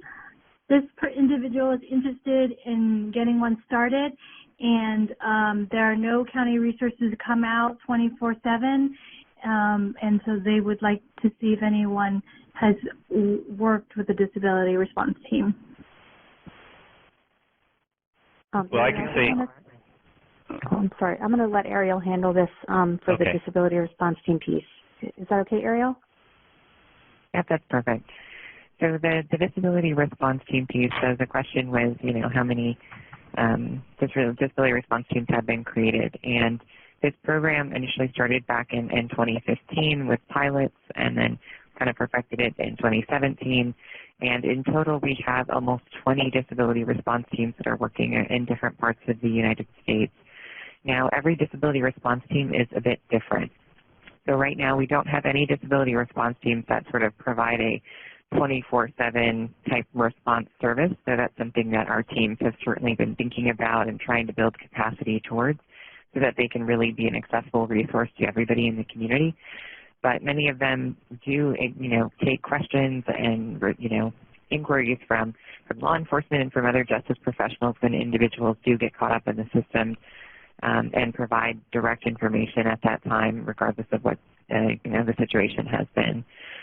So that's certainly one of their functions. Other disability response teams have kind of taken on bigger picture initiatives, things like even legislative advocacy, and others do things like write memorandum of understanding between, certain law enforcement agencies and different aspects of the disability community. So the idea is that it's very community specific, but if you are interested in Pathways to Justice or creating your own disability response team, I would just encourage you to reach out. You can reach out through that BJA and TTAC website. They can forward it on to me, or you can also reach out at nccjdinfo@thearc.org.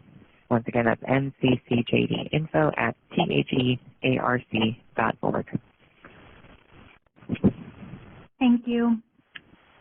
The next question is a follow-up about the presenters had previously mentioned about bringing a clinician to scenes if needed.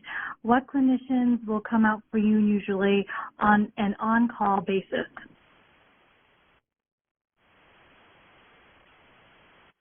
May I answer that one partially? From Topeka is we actually have co-responders that are civilian co-responders that will come out on scene, even if they're not with their partner, their law enforcement partner. So we can call them up and they will come out on scene to handle or to work with somebody that's having some. What we use is they're having a bad day, and they'll help them at that moment. That helps the officer maintain control of the situation, while the civilian co-responder is working with the person and also getting them resources they want and need, and that helps the officer get to doing the business of doing law enforcement.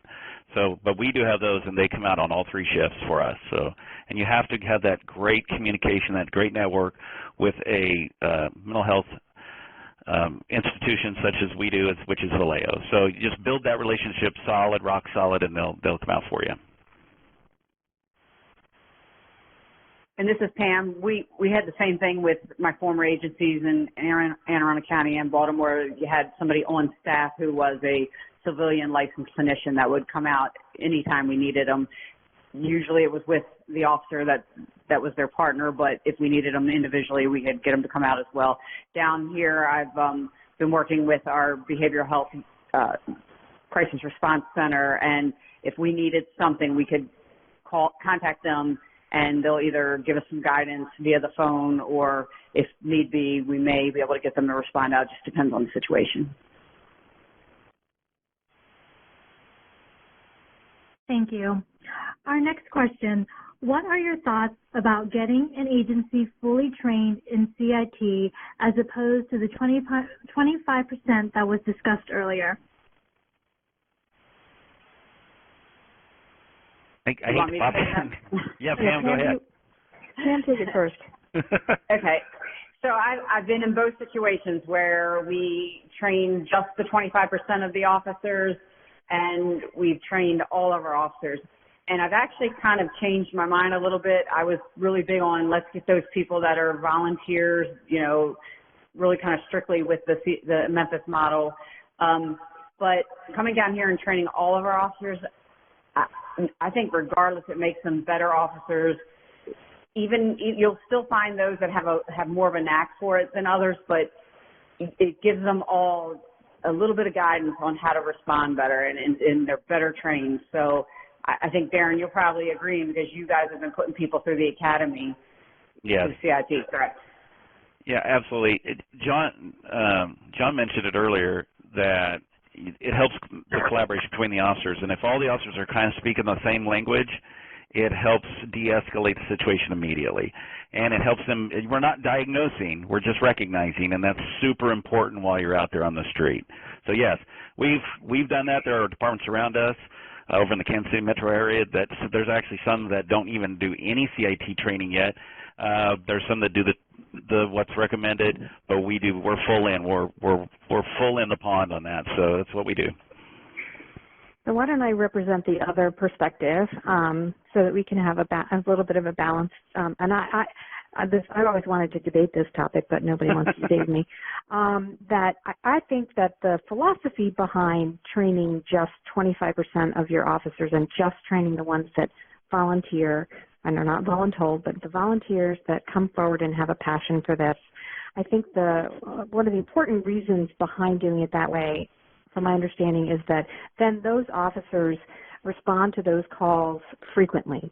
So it depends, again, on the size of your agency, but if you have a smaller to middle-sized agency, there might not be that many calls each day, right? So if everybody's trained and everybody can respond, then officers don't develop really kind of a confidence or an expertise around handling these calls and a deep understanding about all the resources that might be able to be brought to bear.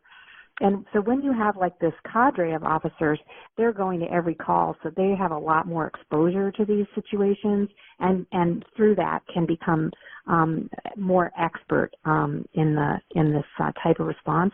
I know that certainly has been expressed to me as one of the reasons behind doing the 25% officer, and then just making sure you've got people coming in and out to make sure you keep that level up.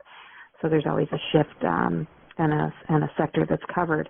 But I understand the inclination to train everyone. If it's such a great training, why shouldn't everybody have it, right? I mean, it's almost like we're a victim of our own success. So I think that if agencies decide to do 100% training for CIT or one of these crisis models, it might behoove them to do advanced training, and I think we have talked about this, but to do advanced training for that smaller cadre of officers so that they can be an even more so of a resource to their colleagues. So that's the other side of the debate. Hey, Melissa. Yeah. This is Shannon. I just wanted to jump in real quick on this because I think NAMI has taken NAMI advocates for kind of, and the reason we go with that kind of 25%, so there's a couple different things. One, the data does actually reflect that officers, and these are smaller research studies, but when we have evaluated kind of the specialist model, it does actually show that officers are better able, when you select into it, there is an option. I'm not saying this is going to be every mental health crisis, but there are going to be mental health crises in communities that are going to be really tough. And I think that there is something about the way in which someone has a desire to do that level of de-escalation and diversion and engagement with a person that does actually assist. And I think there is some data out there that does show that. I also wanted to address kind of 25 versus, versus kind of train all. I think another way to look at it, and I realize that we market 25 and versus train all versus all this thing because it kind of gives people like a target market or a target number of how to train, but I think the idea is to think about it in terms of staffing. If for some reason, like none of these numbers we're saying make sense to your department, think about it in terms of staffing and what is going to be the best number of people that you train so that you have someone available 24 hours a day, 7 days a week that could respond to a serious mental health crisis, that could assist in some de-escalation, if that's what your community is choosing to do. Because what I'll tell you is that mental health crises don't hold themselves to Monday through Friday, 9 a.m. to 6 p.m. So really thinking about how do we make sure that we have a team of people that can go out and respond any time of day, any day of the week, and follow through on that particular crisis? And that might be another way to think about it, because I know that I've interacted with lots of people who have thought about, in thinking about this, the 20%, especially with smaller agencies, often just in order to have someone available 24 hours a day, you do have to train everyone. So it's another way to kind of maybe think balanced about it. It's more about the availability of officers to respond to a mental health crisis when it comes up. Absolutely. Is there another question, Tanya? Thank you. I don't see any questions at this time. Because we could probably debate this for a lot longer. No, that's okay. As we give some folks some time to think through their questions, as a reminder, all of our participants will remain on listening mode only, and we encourage you to send us an email with your question at bjntac@ojp.usdoj.gov. And if we're unable to get to you or you need to contact us later, feel free to still reach out at this email. As I had mentioned earlier as well, participants can receive a copy of today's webinar presentation in a follow-up email. We just want to encourage everyone to make sure to fill out the survey that will be provided to you after we end our event today. At this time, I don't see any questions. Okay. Well, while we're waiting, I just want to emphasize another point that Shannon was really touching on, and that is that these programs and their elements, right, the pieces, parts of them, the type of training you do and the type of responses that you offer, and to how many officers and clinicians, this is it has to do with the nature of your community, right? So these programs should be designed to respond to the needs of your community, as well as what Shannon was alluding to, sort of the size or the geography of your community. In Houston, which has been doing crisis intervention teams for a long time and is a very, very spread out city, they were actually able to track with their data how many times a call that had been identified as involving someone in a mental health crisis was actually responded to by a trained CIT officer, and the percentage was less than half. And they realized that they needed to, add on to their responses or increase their training because of the sheer, distances that their officers were needing to drive to get to that right call, getting the right officer to the right call. So these are all these types of considerations, and I always encourage communities to develop their responses that are best suited to their needs and their resources and their philosophy, really, about some of this work. So I just wanted to offer that reinforcement. Thank you, Melissa. At this time, I don't see any questions. So do we want to end the webinar a little early? Do you think give people a little bit more of their day back? Yes, it's up to you, but we can definitely wrap up here. I don't see anything coming into the inbox. Okay. Well, why don't we wrap up then? Tanya, do you have any final words? No, I don't. I just want to remind everyone there will be a survey link that will be popping up on your web browser after we close out this webinar event. But thank you to you all. Okay. Thanks, everyone. Have a great day.